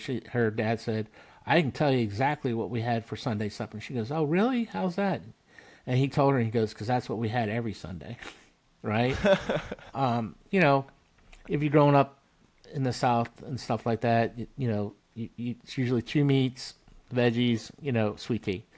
Yeah. But you got around the table and like, how's life going? What's going on? We don't do that anymore. We don't talk. We don't engage. We don't have civil conversations. God Yeah, forbid. and you're weird for doing it. I mean, me and my fiance try to do that as much as we can, and like she'll cook dinner, and I'll wait for her to eat it because like we're gonna try the dinner you just made together. But there was one time I was at my family's house, and the hockey game was on, and we made food, and they all went and sat in front of the TV on the couch, and me and my fiance went to the table in the other room. They're like, "What are you doing over there?" I'm like, "Well, we're eating dinner at the table." And it was like, they're like, "Why don't you come watch the game?" I'm like, "Well, because we're eating dinner at the table, you know." And it's just, I don't know. There's like you're saying, it's kind of it's lost. No one talks about their week. No, there's no how's school going. There's no. I mean, I was fortunate enough. We did that as a kid, and I mean, it may have been once a week or twice a month, whatever it was. But it's that type of, I don't know, kind of just converse. Conversations with your family to where you can come out and say, or like a veteran, you come out and say what's going on with you, because like you're saying, it's common. Everybody's eating food, and we're just talking about life or whatever it may be. And I think that's another thing that's missing when it comes to working with your hands. Is there's a lot of dads missing. There's a lot of even paying people to fix your car, things like that. It's a lot harder to work on a car, so there's no kids, like there's no sons or daughters running around with their dad fixing the house up or fixing the car up, because now the dad can't fix the car either because he doesn't have the computer program, whatever it may be. So it's kind of like a lost art. You don't grow up knowing how to fix a car or do plumbing or.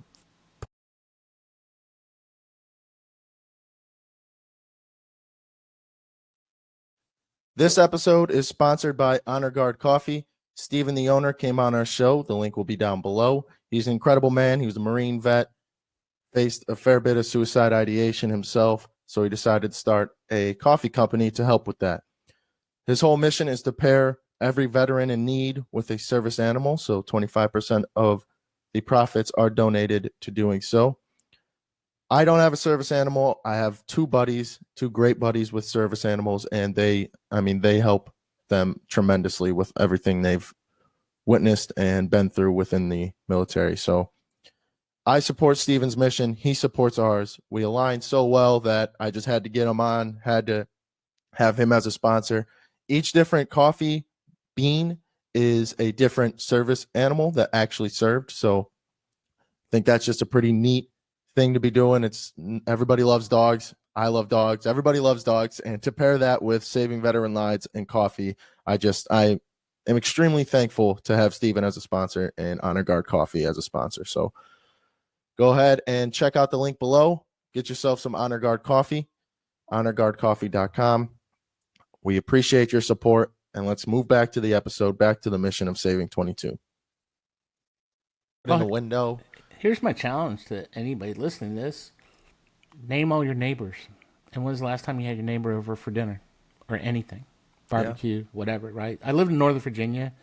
I knew my neighbors' names. The only reasons because we had package thieves, so we'd all like, "Hey, can you get my package?" Basically, and we lived there for 12 years. I moved down to another further south in a more rural place, which I love. I know all my neighbors. They've been over for dinner. I've been over there. We've been here less than 90 days.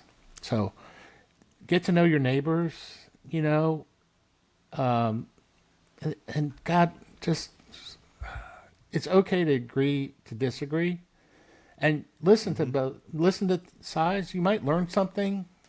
You might not like that what you've learned, but you learn something, right? We don't always have to like things. That's different than this big divide we already have. Like, it's almost tribal right now to me. Like, when I was doing counter drug work and everything, I dealt with biker gangs and all this, and I kind of relate to that we've gone tribal. What patch are you wearing? What gang do you belong to? And it doesn't matter. Like, you could be you really want, when I was in the military, we were always taught, hey, when you go over and we're dealing with other countries, don't talk about certain things, and we wouldn't, right? But those soldiers always wanted to talk about the things we weren't supposed to talk about, so we did anyway. Yeah. It was interesting, I reflect on it now, and basically everybody kind of wants the same thing, and even in the United States, I think so too. I think we all want health, wealth, and happiness. I think that if we all don't struggle, we'll all be fine. The problem is to stay in power so much, you got to create the struggle. You have to create the separation so you can stay in those positions, right? Mm-hmm. You know, it's not. It's horrible, right? I've never seen it so divided. I'm older. I turned 60 this year, so Ah, it nice. and we had to stop having this civil discourse over some of the stupidest things in the world, right? Yeah, and If you don't like it, change it. You know, to all the people, and I don't hate getting political a little bit, but you know, both sides. If you don't like it, your job is to submit legislation that make change it. I'm just tired of all the fighting. I mean, it's almost like my grandmother was from Germany, and she used to love those tabloids. She swore Bat Boy was real. And that's what I feel like. It's like it's a sitcom that we're watching, and nothing's getting done. Right? Infrastructure's falling apart. I don't care what side you are. I don't want the bridge to fall on me. Right? yeah, I want energy. I want energy. Okay, we're supposed to be really smart, but we're not. We're fighting because this, that, and the other, right? So where can we meet in the middle? Okay, yeah, I'm very much an outdoor person, hunt, fish, and all that stuff. If you think about it, we get taxed on everything more than if you go buy running shoes. You don't get taxed as if you buy outdoor gear, right? So we support the open green spaces, and people are like, "Oh no, right? Well, you do."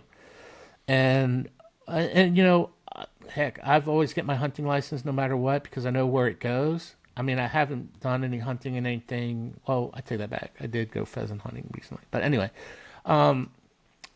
it's not what you think, right? When I belonged to my hunt club, I spent so much money growing food for animals, and I passed on animals because I knew when I saw this majestic creature and everything, I knew what he was going to be able to do for the herd and keep healthy population, right?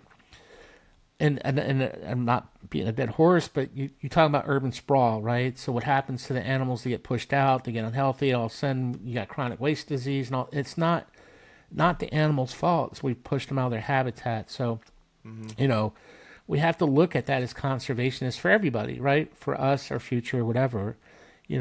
Introducing species where they don't belong, like the wolves in Colorado and all this craziness, right? Not good, right? Yeah. It is a knee jerk reaction for doing stuff. When they introduced the red wolf in North Carolina, it migrated up here. It's crossbreeding. People don't want to admit that, but it is, right? And so what happens is there. I find wolves and many animals fascinating because they will survive. Like, so if population's good, they have less pups. Population's low, they have more pups, right? They just want to survive, just like us. So, okay, let's address the real issues, right? All right, so the United States is phenomenal about our, emissions and all this craziness they have. Other countries aren't, but we don't point the finger at them, right? We don't want to cause Yeah. issues. They're manufacturing, most catalogs, and probably I had to re-look at this, are made, a lot of them are made in Canada and other countries because the inks and everything in the process is outlawed in the United States. But it's okay for us to do it in the other countries and bring Yeah. it over because, out of sight, out of mind, not my problem, Hmm. right? And if you look, how God forbid our oceans and the trash and the stuff that we're doing there, we're just killing our resources. So, understand, you know, trying to mitigate this, but stop beating up the United States. I mean, come on. We have to point at this as a global issue. And this goes for Yeah. so many issues. Well, that part's been lost. It's like you're saying, it's very tribal. and it's not seen as we're all humans. Like we're all humans, all on this earth. Like we need to come together to fix the issue. There's not just one country or one continent. Like just if America blew up, where would we all go? Like we're gonna have to migrate somewhere else, and we're gonna have to care about that place. We should care about the whole Earth because this is our habitat. Like there's nothing we can really do about that. Go to Mars, but Well, I'm not a we've big fan of lost our that. humanity and our compassion, and then we take our humanity and compassion and compound big issues, right? So one of my first deployment was Honduras, and you don't realize what you have, so like you said, when you go to Iraq and all these places, and you see how other countries live. So my thing is, we're fortunate enough to travel and do these things and see the world. Go see the world. Come back and talk to me afterwards. Don't tell me how it is now. I've been there, done that, saw that. I appreciate what I have. I have compassion for people for doing that. And so, how do we mitigate these things, right? There's a lot more things that go on, and people don't understand, once again, because they have us divided on issues, and you don't get the full story, right? You get the truth that they want to show you, Right. right? And having compassion for people that are trying to better their lives, awesome. Both sides of the aisle have had opportunity to change so much, and they haven't, right? We have to first get everything under control and then come up with a viable solution. And the biggest viable solution is how do you apply in the process and how long it takes, right? And then the other issue is once someone takes advantage of those, us being gracious, right? And people don't realize, like, people are like, oh, they come through Honduras. Well, on the other side of Honduras, there's a wall. They have armed guards. They will Wow. shoot you, Yeah. right? People don't know that, right? They think it's like free flowing. Nope. Yeah. Well, Well, that's what Poland's they the same way. I'm very Polish, and they're the same way. If you come if do you it the come right and you're way, not right there. welcome, But they'll and I understand compassion and vetting, and it's overwhelming because it's just a floodgate of openness, right? And don't get me wrong, I know we all know someone that's not documented. Like, let's not fool ourselves, right? And maybe the solution to vet them is to say, okay, you're going to have to do some things you don't want to do, right? There's going to have to be some kind of registry. There's going to have to be some kind of, the hard part is identification, you know. So, and we always worry about, even with our legal system, we never want an innocent person to be a victim, yeah. and whatever, right? So, it, you know, if we could implement that, first of all, the reason that we have so many issues, some of these countries don't have any way for people to have documentation who they are. One, right? Hey, UN, you could fix that. Yeah. Send some computers, right? I don't know. Create a whole other Yeah, agency I and don't know, actually do it's- something positive. That's another issue. And I know I don't want to get too political about things, but and that's where the Forge is too. I'm going to swing back to the Forge, get off this because, like I said, I can get on a bandwagon, things like that. 'Cause I just see, that's the thing. Is like you see an issue, you can fix it. I was a grunt. I was a pop up target. And I came up with a solution that's working. And these people that are in these positions are supposed to be smarter than me. And just everybody, don't think because you didn't go to an Ivy League school that you can't make a difference. My friend Jim, I love quoting Jim. He'll tell everybody he has a PhD. And he's like, "Oh, that's impressive." And he goes, "Yeah, primary high school diploma, Yeah. right?" That's literally what Jim has. Jim is a multimillionaire. Jim is an inventor. Jim and his wife Betsy are incredible. Jim and them are still making a difference after selling their company. They're supporting the arts and what they're doing down there, right? So that kind of stuff, and people are, oh, he had the means. Well, yeah, he did, but we all started the same with nothing, right? Yeah. Well, that's another thing Mike brought up on the Theo Vaughn podcast is there's when it comes to working with your hands and everything, there was a push for college, like me and you were both just saying. I mean, I'm 27, so there's a 30-year gap. You were pushed towards college. I was pushed towards college.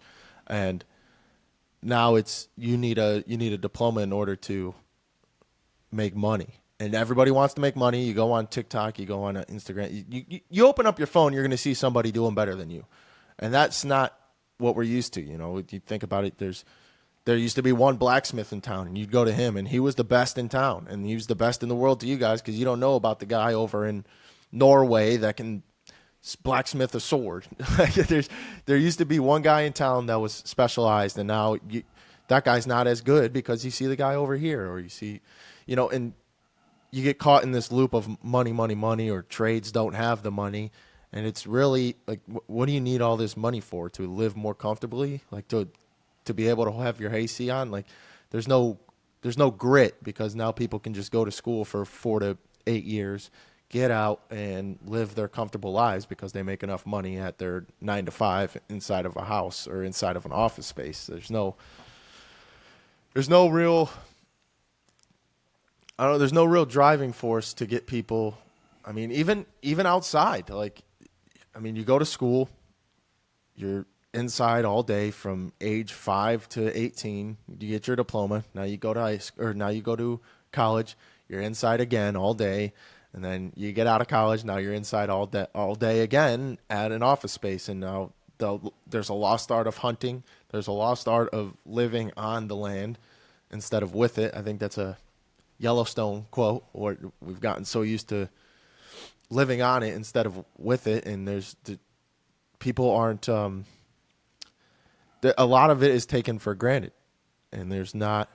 I mean, now these people, you think you go get a college diploma, you could pay anybody to do anything around your house. You don't have to learn how to fix a door because there's somebody you could pay. Because now you make your money, so you could pay. But you're trading the skills of being able to just live with money. Like all you're doing is waking up doing the same thing every day. You have no skills. You could do a Google spreadsheet, but you come home, you can't fix your toilet. Like there's, you're making great money, but you can't do anything. I clicked I don't know, another offset. I clicked silk screen posters. I like graphic posters, so I have like a lot of silk screen Cuban movie posters, which are really cool, really graphic. And one of the artists that I follow, he's kind of an activist. And one thing he says, when all the trees and all the birds and all the fish are gone, are you going to eat your money? There you go. Right? And that's of all those things that we're striving for, what are we building, right? So I know the content creators and all that stuff, and great job. You're doing stuff. It's what you do with it, and what you do with that legacy, or what can you do to better the world a little bit. And I think that's something that COVID locked us all down. We became individuals. Yep. We don't think about humanity anymore. We don't think about, I mean, I was taught when you growing up and going to church, you gave at least 10% to the church, and it doesn't have to be the church. Give time, give whatever you have, labor, knowledge, to your community, right? Build your community better instead of it's us, and you'll have a better life. Yeah, you said better the world, but just stuck out of my head is just the community. You could start small, better your neighbor, like you're saying. You don't even know your neighbor, to help them out wherever you can. But the content creators and all that are the younger generation, and they grew up around COVID, where it's fend for yourself. It's go take 10 rolls of toilet paper so no one else can because you need them. That type of thing, There's no. We've gotten away from helping each other, and that's just going to tear everybody down. Like it's. Yeah. And you think of the primitive aspect of things 1,000 years ago. I mean, we came into community because you can't fight off a lion on your own. Like you can't fight off all these animals on your own. You need to start coming together. All right, you guys go out, we'll defend the fort, like that type of thing. That's how we've lived for thousands of years, and now it's just so comfortable that people are not coming together. And just like your forge, you go in there every week and you have someone to talk to. Now there's not something people. I started going to church every week, and it's been fantastic. Like there's the amount of relationships I've gotten, even if you just want to talk about the love aspect of things. I know there's people who I don't have to give anything to that love me. Like I just show up to church and you could see the love in their eyes. You get a hug. They care about you, and I have no relationship to them other than we both believe in the same thing. We both believe in humanity and believe in love. That's pretty much it. And I grew up in a family where I was fortunate enough to see that, but it was also tribal, where look, your family's going to protect you.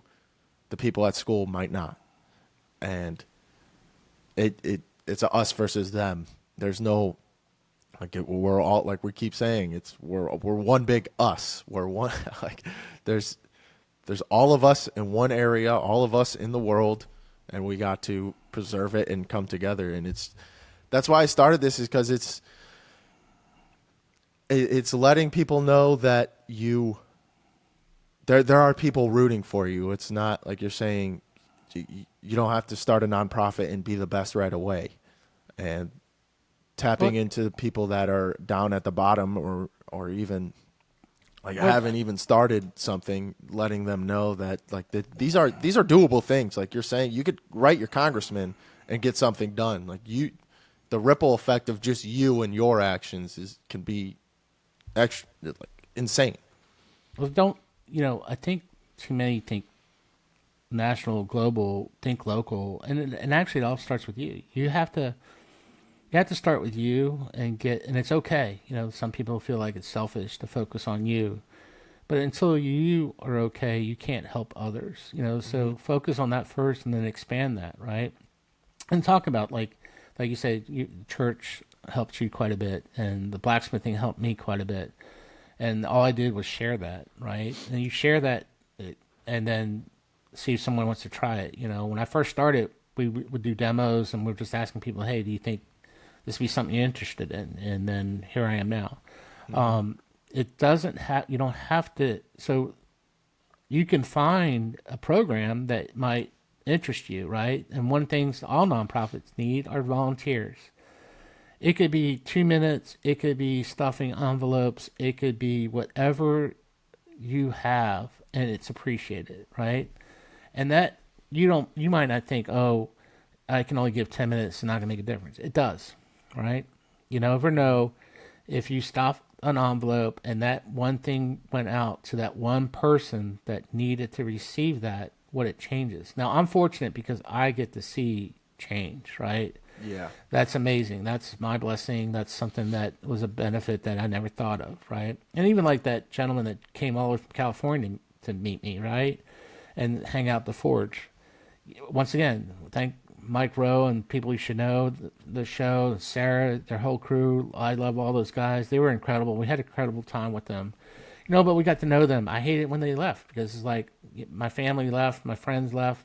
They were awesome, And the irony about it is I've always wanted to meet Mike because I thought what he was doing. I just thought that Black Horse would connect with his other program, his workforce program. And I just wanted to meet him, but I never really approached him because I know he gets inundated with everybody. And I know how it is when everybody wants something from you, right? So to me, it was just incredible to make that connection. And, ironically, he said, our paths will cross again. And we just did another podcast coming out on the 11th for a whole nother thing, talk about the same issues, right?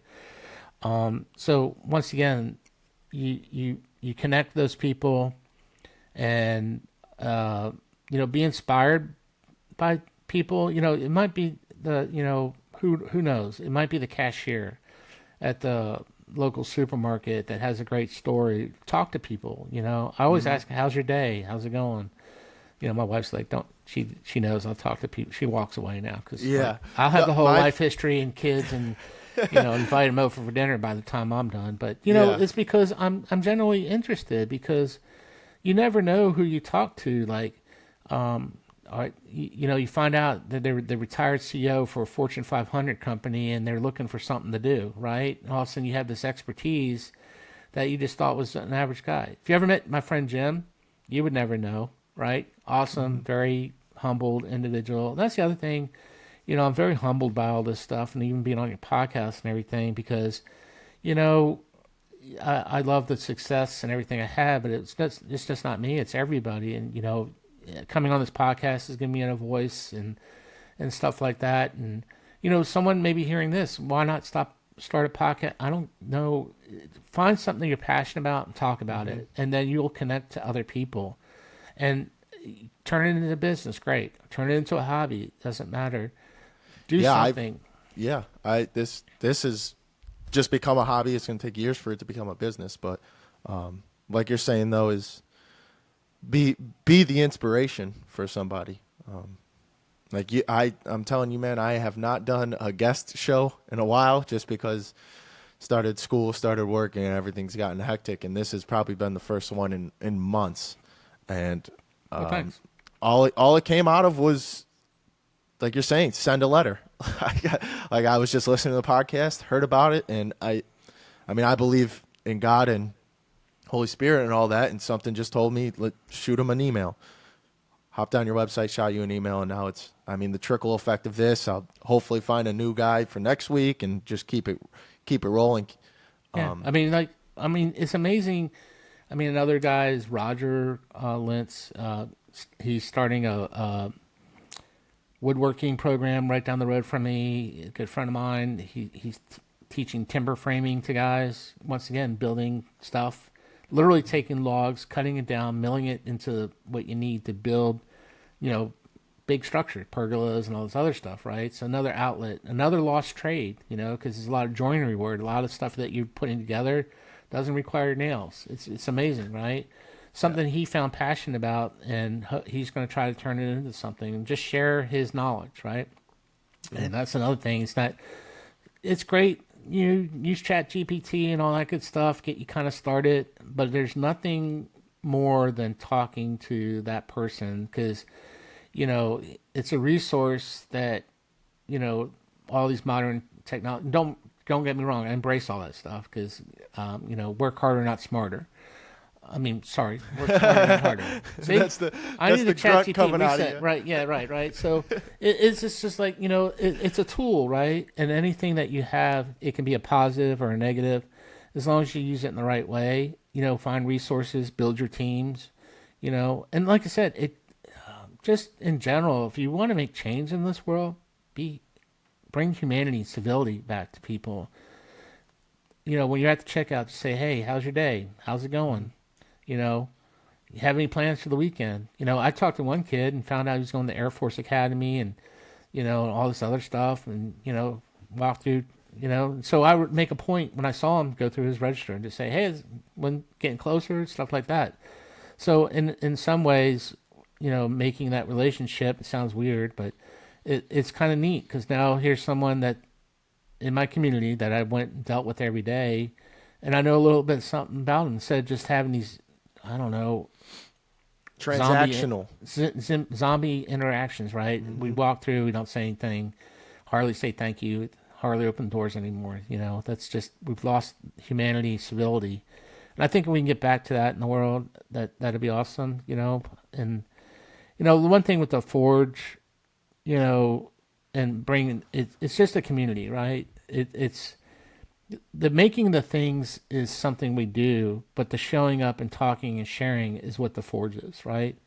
It's not about one person, it's about the community. And that community can be anything, right? And that's where we need to get back. And I hope people take that back. You don't have to, like when I did this, I didn't think I would be where I am today. I'm very fortunate, right? And I've met great people, I've searched out great people. In my community, the veteran community is incredible, right? We never meet a stranger, and we have the same mindset. Like, here's the mission, let's make it happen. I think we've lost that in our communities. Like, the Amish, when they raise a barn, the community comes together, they do it. When I moved to my new house and I had a tree fall through my fence posts, and a bunch of vets and everything, tell them, "Hey, I'm going to cook barbecue for you, or hamburgers and everything. Bring chainsaws."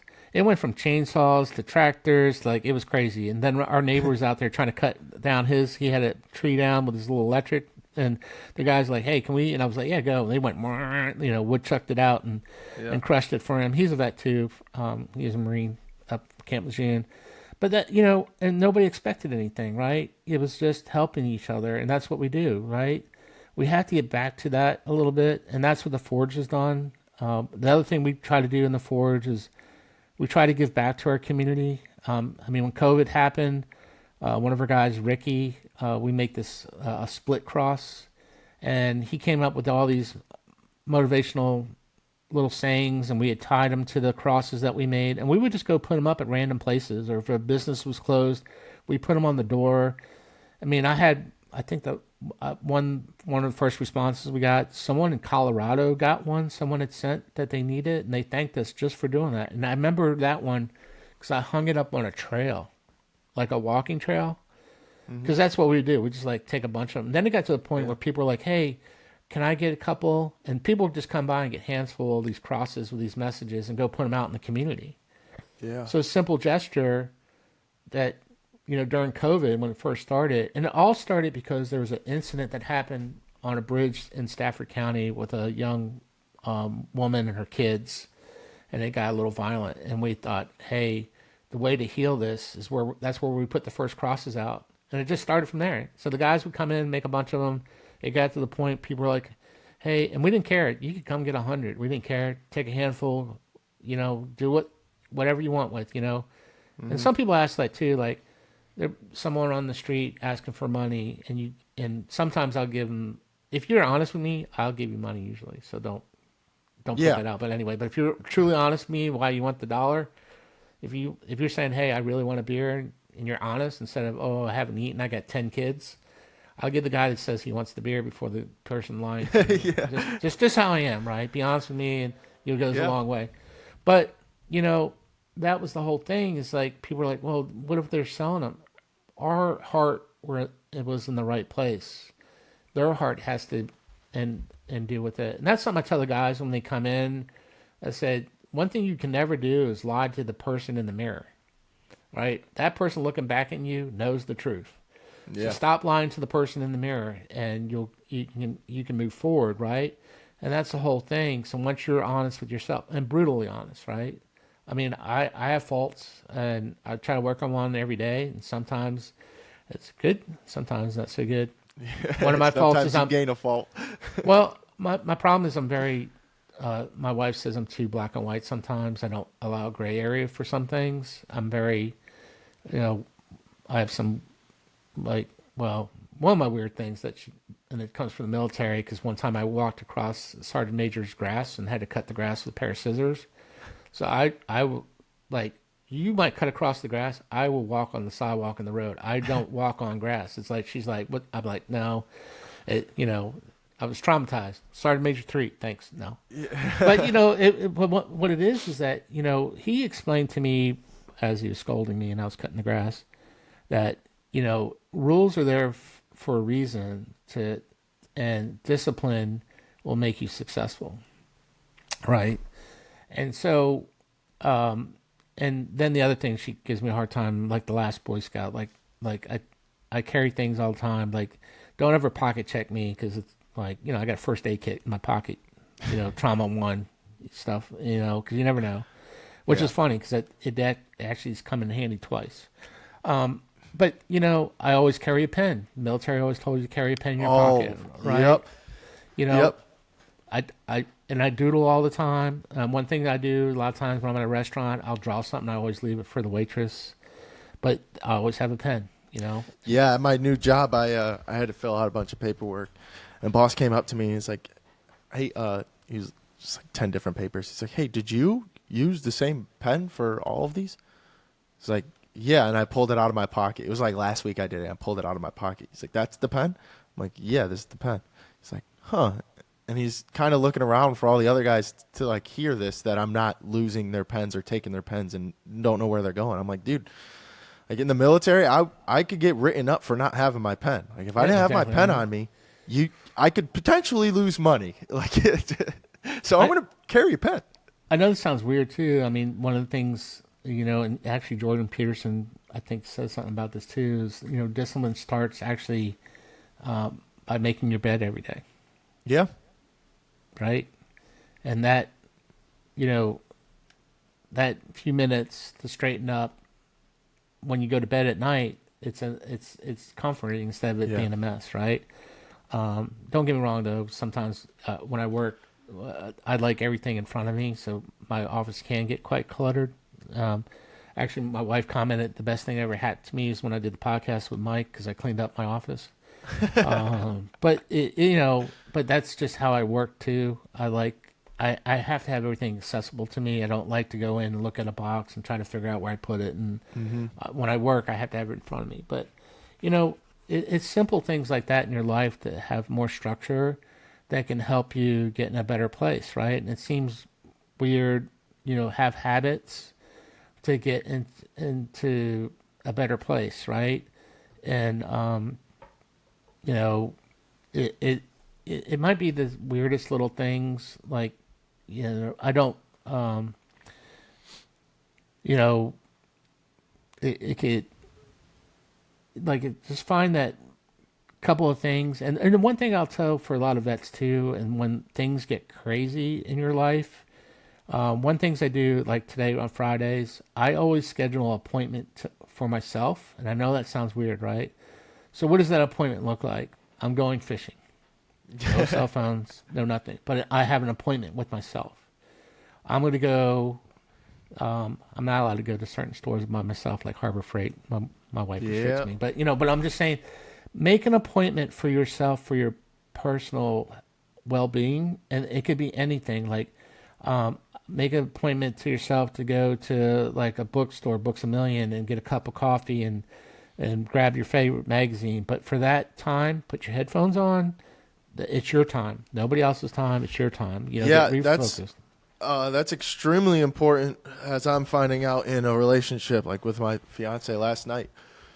Came home from work and worked all day, and she was home for a little bit. We both had our last day. We're going on vacation tomorrow, and we were just sitting there, and I had to do some stuff for school, do stuff for this.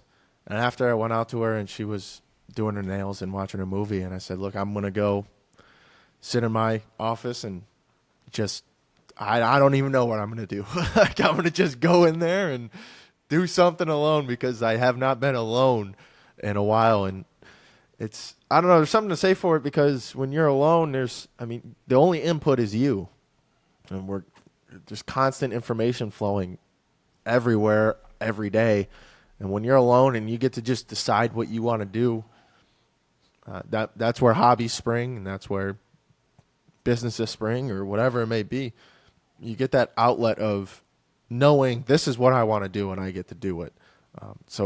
When I'm working 40 hours a week, or going to school too, full-time, I know for sure that I still have time to do what I want to do. I'm paying however much a month for my place. I'm paying for my phone, my car, and I'm doing all that. Like, what do I get to do when I don't have those type of obligations to me?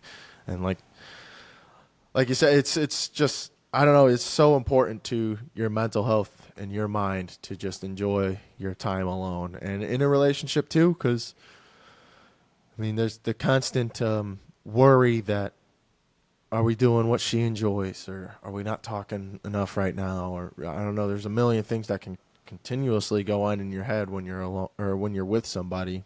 That doesn't happen alone. You get to just relax and let things go.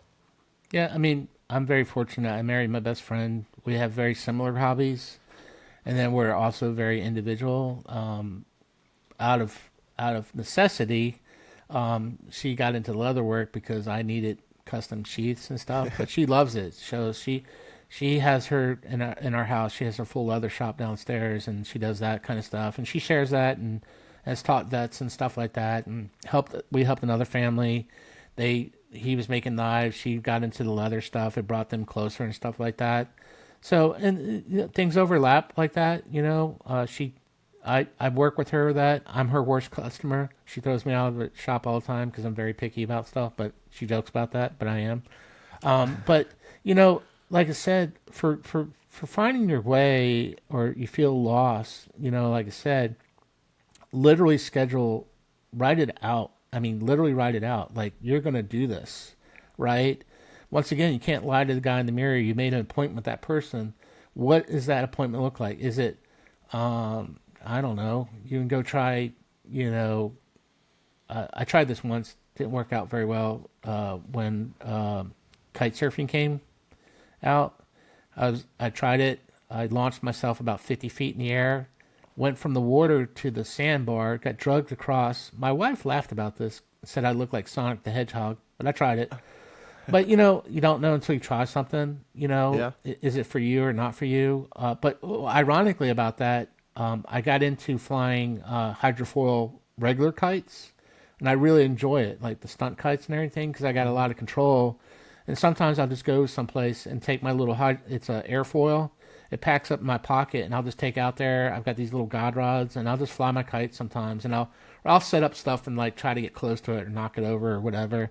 But I'm just out there flying a kite, and I know people are like, "That's weird," but you know, it's an outlet for me. But that was my hour that I got into it. I still have my kites, and I still do that every once in a while. Or, you know, we have state parks here, and the state park here had like this fossil finding thing, and you know, metal detecting is another great hobby to get into for, you know, especially in Florida, but the beaches. Yep. But they actually have these groups that you can go to, like up here in Virginia. They do these historical digs. You pay to go, and usually farms. You get to keep what you find. You know, and then you meet a whole people from all over the country come, right? So here's something that you can do as on your own, but get out. But then it's physical, right? You're walking around, you're exploring, stuff like that. It can, you know, once again, my type A personality, I found out you get LiDAR and all this other stuff. So she's like, no. But, you know, I'll be like, hey, come on, please, please, please. They No. don't got that at Harbor Freight. No. But, you know, most of the metal detecting places that you buy give a veteran discount. Yeah. Right?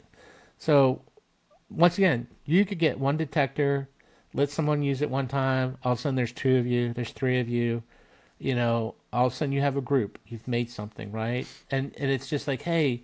And then the fun part about it is doing the research, like getting permission or finding like an old farm or something that's abandoned or a new construction site. Those are fun because they've already dug up most of the earth. Say, hey, can I metal detect on there? And a lot of them will let you. You know, some will be like because insurance, but most of them say we'll let you do it. They're pretty cool. So once again, here's a simple task. You made an appointment with yourself. You decide you can do metal detecting. All of a sudden, you share it with your buddy. All of a sudden, you both got this. And then all of a sudden, you have a small group that gets together every once in a while, and it's a healing process. All because you made an appointment with yourself to try to do something new. And that's what's cool. Like I said, you get up every day and try something new. You know, have one guy, actually two guys now, that are going through and becoming pilots. I don't know if I get in the plane with Gil because he also jumps out of airplanes. So no, I'm just giving him a hard time because he's a Marine. No, but he loves it. You know, he joined a group. There's another group that you don't have to be airborne. It is airborne, and they'll take you in jump school, and you get to go do all these cool jumps. They jumped at Normandy on the 80th anniversary. He did. Wow. I didn't go. What was cool is he brought me some dirt back, and he jumped with an 8-second patch, and he gave it to me. Made a nice little frame, super special to me. Yeah. You know, I'm thinking about going next year because it's the 82nd year, so. Ah, there you go. So 82nd, 82nd. That's kind of cool, Yeah. right? You don't think about things like that. But once again, how cool would it be that, like, hey, get together. Let's go travel to something like that. You know, here's history. Walk on the history that you were a part of. You know, these guys that climbed those cliffs, those rangers, everything that done that, that's part of our lineage, right? They trudged where we didn't have to, and we trudge for the future generation, you know? Yeah, that's. I don't know if you've seen the show Pacific or Band of Brothers. I like Pacific more, but watching that, like you're saying that sitting on that history on the beach in Normandy, you're connecting to that the ancestral path. And when I watch shows like that, it just, I don't know, it makes you grateful. Like you feel, maybe you feel down and out, maybe you feel like you didn't do much or whatever it may be, but you watch that and you're like, oh man, hopefully I did something to help a future generation like these people did. Yeah, I mean, we signed the contract. You know, people don't realize, you know, you signed your life away, right? You said, I will do this, you know, and the fine print is you could die for your country.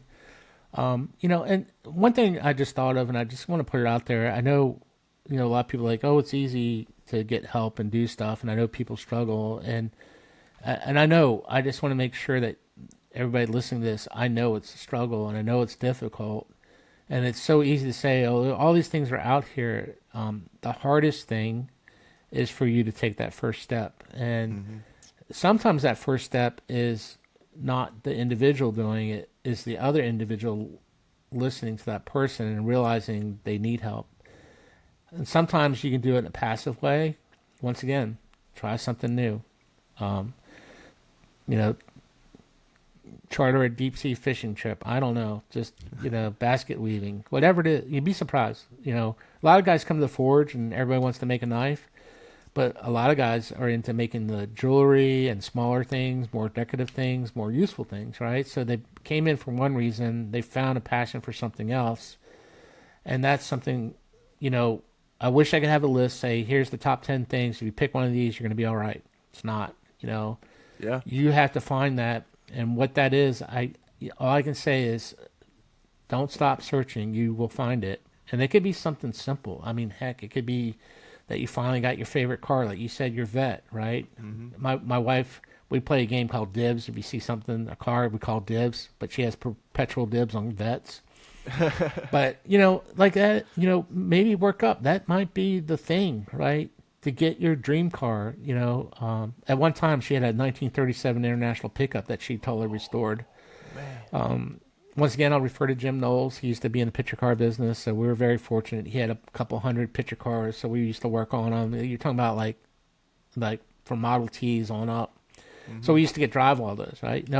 So once again, find an old Model T and learn about it and build it up, or build a rat rod, Make it yours. It'll be your rod, But once again, that hour that you slate for yourself, make it that hour that you work on that vehicle, Get your hands dirty, do it, right? And once again, build a rat rod. My friend Ed, we call him Sledge because he's huge, and we didn't have a power head at the time, so we used to hand him the big sledgehammer and hit the big metal. Yeah. So he got the nickname Sledge. He's got a rat rod he's working on, right? So once again, if you say, hey, I'm building this, come check it out. A big trend I see too, and something that I've been playing around with, mini bikes. Like, go back to the youth, make it a mini bike, right? Got a buddy doing that from work right now. He's building his own mini bike. But, share that. Be, oh, cool. And then they realize that they can do it. You go to Harbor Freight, get you a V-twin little motor. Mm-hmm. You can buy the kits. All of a sudden, you got this mini bike chopper group rolling down the street and going to parades and whatever. But once again, share your experiences. You don't know who, and invite them to come over, hang out. Oh, I'm going to be working on the mini bike on Friday. What are you doing? Okay, come hang out. Yeah, because you get in this, like when you're in your head, you feel like nobody cares. You don't want to share anything, especially when I first started this. I didn't tell anybody about it. I was just doing it alone, throwing it on the internet, then started sharing it to my buddies. And the things you learn, it's not an hour. But this is my appointment to myself. Like I said, hey, fiance, I'm doing this tomorrow. Told her when we first set it up, I'm doing this. So do whatever you want, and whatever comes from this is incredible. But you don't realize how many people actually do care. Like the amount of people that have reached out to me because they saw this episode or last episode, whatever it is, the amount of people that truly do care what I have to say or how it affects them, it's phenomenal. And you get a mini bike, you go to somebody, you talk about your mini bike. You don't know, he could have a Corvette, and now you guys got something to talk about and meet up on the weekends, and you have something to do. Because like we were saying, is that when you start getting idle and you're just sitting there alone in your own head with hands not doing much, you're just stuck in a loop of negativity most of the time. It's like we said, PTSD, hyper-focus on the negative. Right, you're stuck in this negativity loop. You find somebody that you could go do something with. Because that was my biggest challenge, I would say, moving back home. You leave all the buddies that have turned into family. You leave them. You're coming home to who is my family, but I don't have anybody to go hang out with. I don't have anybody that does things that I do or shares a hobby of mine. But the only way to find out is to go to the Wawa right next to my house and start talking to somebody, and then you share the interest, and now you're going out for a motorcycle ride. Yeah, well, one thing, a couple points, and I actually have a suggestion for your next guest, and it's going to blow your mind. So first of all, well, here's my thought. Like we talked about the mini bikes, and I'm already thinking, oh, how can I modify it? How can I port it out? How can I make it go faster? Can I stretch it? Bigger tires? Can I make it all terrain? Right? And that's all cool things that you could do and share. But my suggestion for your next guest would be your fiance, and you're like, why? Because we don't realize how much it affects our better half, right? And so many, I'd say most of the people that contact me are spouses trying to get help. And my wife talks about it quite a bit about there's, the support for those and what they're thinking, right? They feel helpless too, even more because they want to help. And a lot of times what families do, which a lot of vets, it's bad, is they love you, you're back, right? But they smother you so you don't have any decompression time. Like you have to process. You just went from,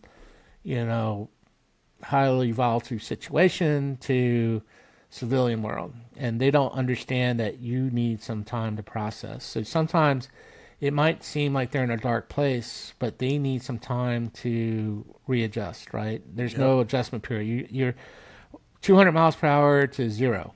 Yep. Right? And you don't turn off all those switches. Right?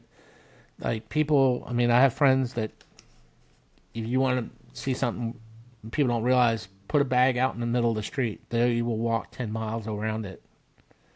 Put a bunch of bricks in the road. They'll walk 10 miles around it because those are IED locations, right? Mm-hmm. They don't understand that. Like your life has been focused on seeing these small things, and all of a sudden you haven't turned that off and you're put back in the same situation that should be okay, but it's not in your mind. You've been trained because that's how you're surviving. So one of the things, like my wife says, is talking. So and sharing those things so spouses might know.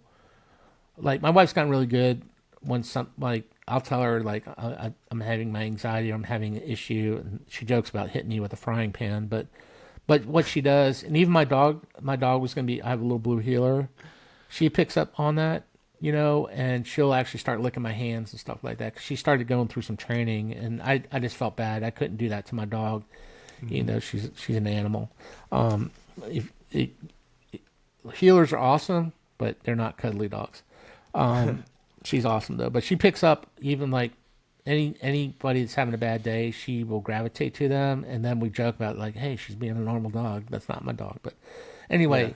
Yeah. But having spouses and talk to them and being honest about they feel helpless and trying to help the vet, and then ironically, those people link up, and then it helps bring the vets together because their spouses are struggling and you're having the same issues, and they brought you together by just having dinner, right? Because they realize they're in the same boat. They're dealing with, someone like me, and I'm not easy to deal with sometimes. My wife would tell you that, but she's gotten really good and hasn't smothered me with a pillow yet. Yeah. No, she loves me. I love her. I mean, I can't iterate how when you have someone to love them, full on, no questions, good and bad. And you're going to have good and bad. We're human, right? It's just how you deal with that and stuff like that. And, the one thing that's hard for most couples is to apologize, say, I'm sorry, and never go to bed mad. That's one of our rules. Yeah. It's actually in the Bible, I see. Yeah. And that, that kind of stuff helps quite a bit. And once again, another community that you're forming that, sometimes as vets we forget about them, that they live with us. They live with PTSD. And in some effects, they have small effects by that because, they don't, you don't realize how much you can affect people even by shutting down, right? They struggle, like they want to help. They want to fix you, right? And the hardest thing is to be honest with each other about that and what's going through your mind. And sometimes it can be painful. Some guys it's not going to be good, right? And I hate to say it, it's a good way to test a relationship to see if it's the right relationship. You might be, feel totally in love and everything, but this is a lot, for people to go through and deal with. Yeah. And sharing that part and letting the spouses have a voice too is also part of the healing process that a lot of times is overlooked, which was great about the Forge. They come together, or I've had guys have been deployed and come and reconnect with their family, their kids. A lot of kids watched Forge and Fire, and it was something that connected to them when they were Yeah. gone. And they get to come have their Forge and Fire moment together, and they rebond. They make something together. They make a legacy, right? They make a legacy piece, and that's something that'll always be in the family forever. But it's really healing, right? It's the object is great. The process is what matters, and Yeah. that part too. We can't forget those that have loved us, and we need to ask them, are they okay? Yeah. I'll have to get her on. She's gonna hate me now, right? Yeah, she. I just put her on the spot. She's like, Yeah, I'm I gonna don't like I'm gonna tell her it's your fault. Yeah, that's right. Blame me. I'll take it. Yeah, I was told my audience wants this. Yeah. No, seriously, that voice is going to be super powerful. You're going to be Yeah. surprised how many spouses probably feel the way she does, and it'll bring you guys closer together. You're going to go through a range of emotions, but it's that honesty and that openness that'll make a bond you're never going to break. Yeah. Yeah. Well, Steve, it's been a great 2 hours. Sorry, I told you I know. to get on I my appreciate your soapbox. time. I like doing the longer ones personally, but there's some that I've done for an hour because you just can't get anything out of the guest, and those are the hardest situations. But I appreciate it. Congrats on what you've done. It's incredible to watch. It's inspiring. Thanks for what you're doing. I mean, you too are making a difference. You reached out to me. You gave me a platform to hopefully reach out. And look, I measure success, and I tell the guys, if we only reached and made a difference to one person, and we close the doors, we're successful. Yep. That's how this started too. And Especially you've already you go had online. that. You've had people reach out to you, so you are making an effect. Sometimes it's hard because we don't see immediate effects, right? Yeah. We like to see those immediate effects, but you're going to get those stories. You've already had responses, and you maybe go back to those comments and see some of those immediate responses, and have a round robin, maybe more than one guest, and talk about them. Say, hey, your comment really affected me. I'd like you to tell your story or share your story and stuff like that. It's about us sharing our stories, not always what happened to us, right?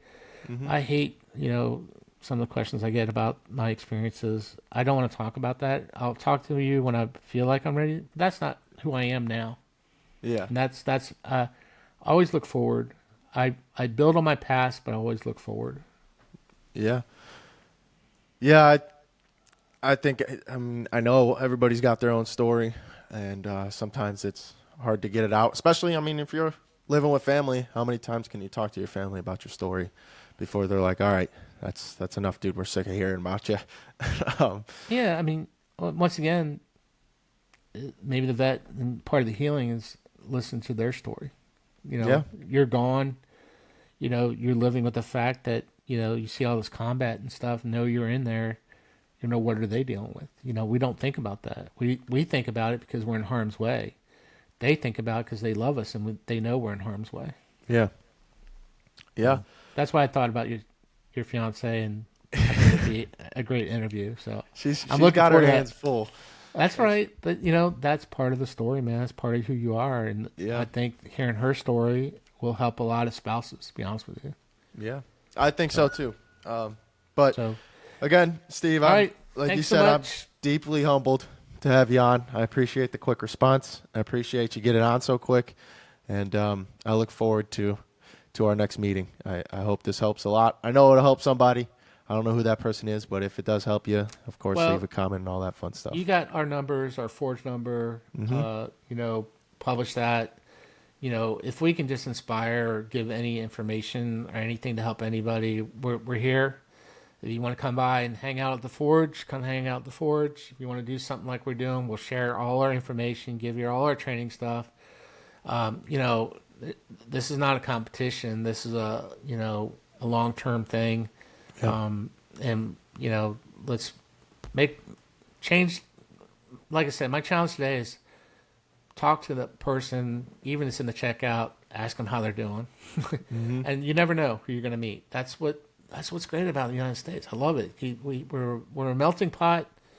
You never know who you're going to meet. Like, I met you, awesome. And, you better stay in touch.